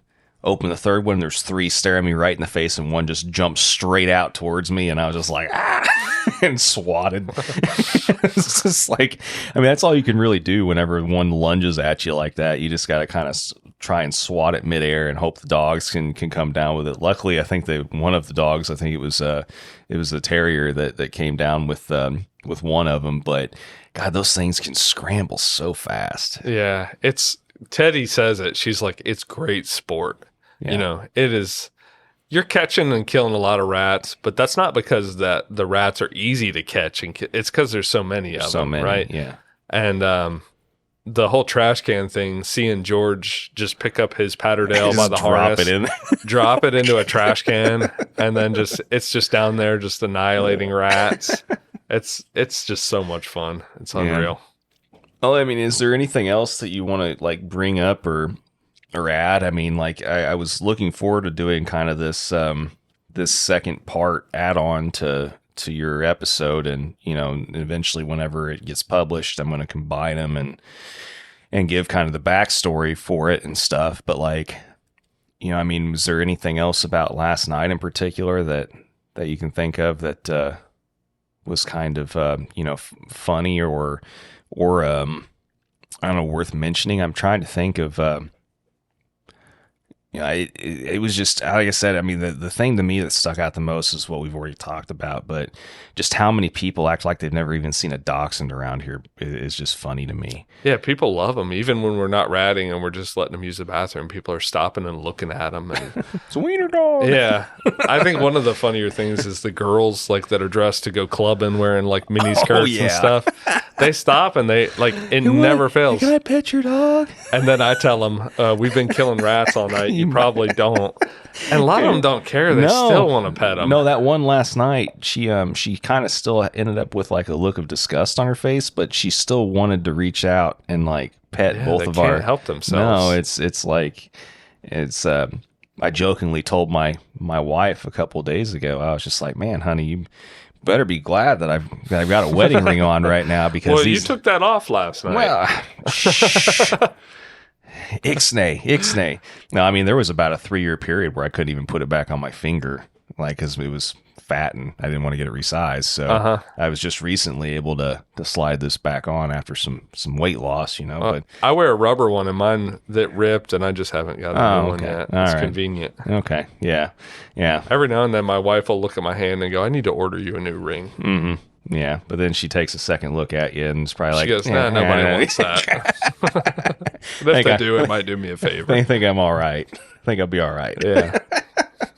Yeah, no, I jokingly told her, I was just like, you know, you just better be glad though. It's just, you know, whatever. And she was just like, yeah, whatever. You know, but it was funny, man. Like when I was walking around the National Monument and stuff, and the reflecting pool or whatever it's called over there, like prom was going on Friday night. All of these like teenage, you know, kids and stuff. Like I was walking up the steps to the Lincoln statue and stuff, and like probably a half a dozen high school girls were like, "Oh, can I pet your dog?" And I was just like, okay, yeah. I'm literally, all these people act like they've never seen dachshunds before. It's just so funny. Yeah, I don't know. I guess maybe the miniature long hairs are a little less common. You know, they are. I mean, they're beautiful dogs. They are. I can say that. These miniature long-haired dachshunds, especially ours, are just gorgeous dogs. Mm-hmm. Some of them look like little chihuahuas, but you know, whatever. When they've got the big, long, like swooping Roman nose and the luxurious long fur, I mean, they're beautiful dogs that just so happen to be, you know, really good, gamey dogs. Mm-hmm. But a lot of times I'm sketched out because my dog, it wouldn't be too much of a shock to me for one of my dogs to bite a stranger that tried to pet him. So when these girls are trying to pet him, I'm like, I don't know. For some reason, I don't want to just say, nope, can't pet her. I guess because I'd look like an asshole. But I don't know. It's usually just saying, no, we've been killing rats. You probably don't want to touch her. Mm-hmm. And you can just see it's like they still want to touch the dog so bad. It's like, I'll risk it. Yeah, I'll risk it. I'll risk being covered in rat piss just to touch this dog. It's worth it. So Yeah, I don't know. Like I said, it was funny. I mean, I always give the disclaimer. I'm like, sometimes he's not super friendly. You know, just so you know, and the hands come out, and he's just kind of like, okay, I'll let him. Yeah. it's like he almost instinctually knows like the situation a little bit. Yeah, they're cat-like. They're aloof. Mm-hmm. You know, they're not super, super outgoing and friendly. Yeah. That works for me because I don't. Yeah, I mean, I want them to chase rabbits and kill rats. I don't need them to be friendly with strangers. Well, and that's exactly what, Teddy said too. She was just like, I prefer mine not to be friendly because I don't want random people trying to pick them up all the time. Yeah. Running off with them. Yeah. So, yeah, it makes total sense. But, well, I mean, is there anything else you want to add, man? I mean, like I said, it's been a long couple days. Yeah. Last night was filled. I mean, there were probably like 50 incredible catches, so it's really hard for me to remember exactly which ones. Like one of them that I thought was funny was towards the end where there was like this little like bifolding metal door that Arwen was barking at. And I went up and I could tell there was a rat in there just the way she was acting. So I just went up and shook the door and the rat runs out and just runs. And it's like Jax the terrier. He's like sitting there with his mouth open and the rat just like runs head first right into his mouth. Yeah. And he just throttles the rat and he's just, all right, on to the next one. Yeah. It was pretty funny. Yeah. And then, like I said, there was a few of those where it's just like, what the hell was that rat thinking? Like it ran, like one of them ran right to Hades too. And he ended up, shaking the hell out of it and killing it or whatever. It was I think one that came from underneath one of those cars or something in that one alley we were in, which I know narrows that down. But but yeah, I mean there is a lot of fun. I mean a lot of fun stuff. I kind of felt bad for George's dog though, because by the end his face was so chewed up. Gosh, yeah. He did not care. No. I mean, he was like dripping blood as he's walking around. I mean, he probably single-handedly killed 25 rats. At least 20 for sure. Yeah. So he was, but that's just the name of the game with those dogs, That's what they do. Yeah. I mean, then they're good at it for sure. No, it's if I felt like I had room for another dog and could dedicate, a whole lot of time, it would be real tempting. Especially if someone like him just wants to breed and to spread the lines, Yeah. It would be tempting, but it's so tempting. Last night, I was like, man, I don't know. I kind of want to get one of these, but I you know what? I got other dogs coming. I can't do it. If I had the time and the money, I would just, my dog yard would rival everyone's. It would just be, I could see myself having, 5 different breeds of, I love dogs. I just love them to death, especially working dogs. I just think they're all so cool. Yeah, it would be really tempting to, like the back of our house, our basement, we have a walkout basement, and our back patio, since we did our remodeling, we've actually got a set of double doors and a single door that's right next to each other. And there's totally no, I mean, there used to be separate rooms, but we opened it up into a different, bigger room. And it would be so tempting just to go ahead and partition off like that back patio and put runs, into the backyard. If you're going to be there long term, you should do it. You really should. Yeah, I just, God, what else can you I mean, I've been bled dry so much over the past 3 to 4 years with renovations and stuff, man. I don't know where I'd come up with the money to convert. The expenditures never end. No, and it's ridiculous, dude. But it would be tempting for sure, and have separate runs and things like that. But it makes life a lot easier when you have multiple dogs too. It makes it a lot easier. I was telling you, I've got 3 yards connected to our mud room, which has an enamel floor. So the dogs, makes it much easier to manage the dogs. And I've pieced it together little by little. And I just recently completed the 3rd area. So I could put dogs out in 3 different areas where they're not contacting each other, and I can do it all by opening doors. I don't have to pick up the dog and carry them to it or put them on a leash and take them to it.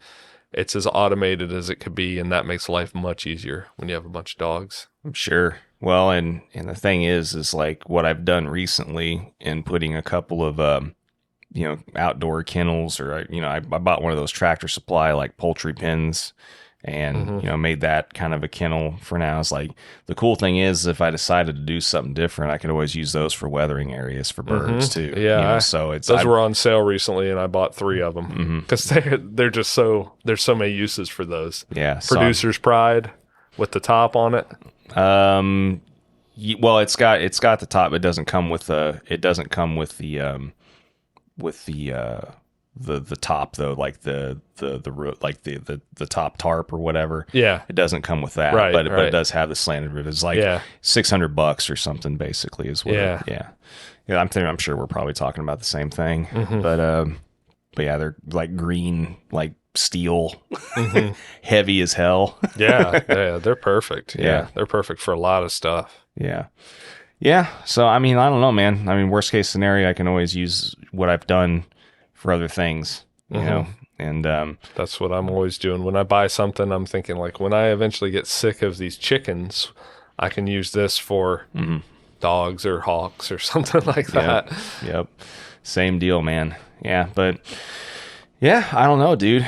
I guess, until we have time to meet up and do this again, whenever the hell that's going to be. I mean, in the meantime, it's like I said, the only other thing I could think of that would be really cool, now that I'm thinking about it, is this would be a really cool thing to have, like one of those thermal, like recording cameras for.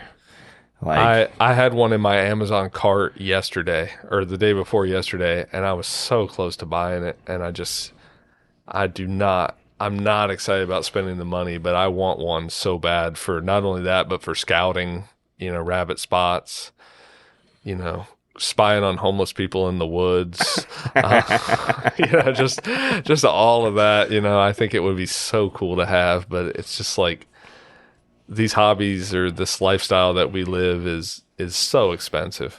It can be cheap as hell, Could you imagine how much more awesome ratting would be with one of those like thermal cameras, and you're recording while you're doing that? I mean, it would be so cool. You imagine the rats you would see that you don't see with your naked eye. It almost would be it would be freaking scary as hell.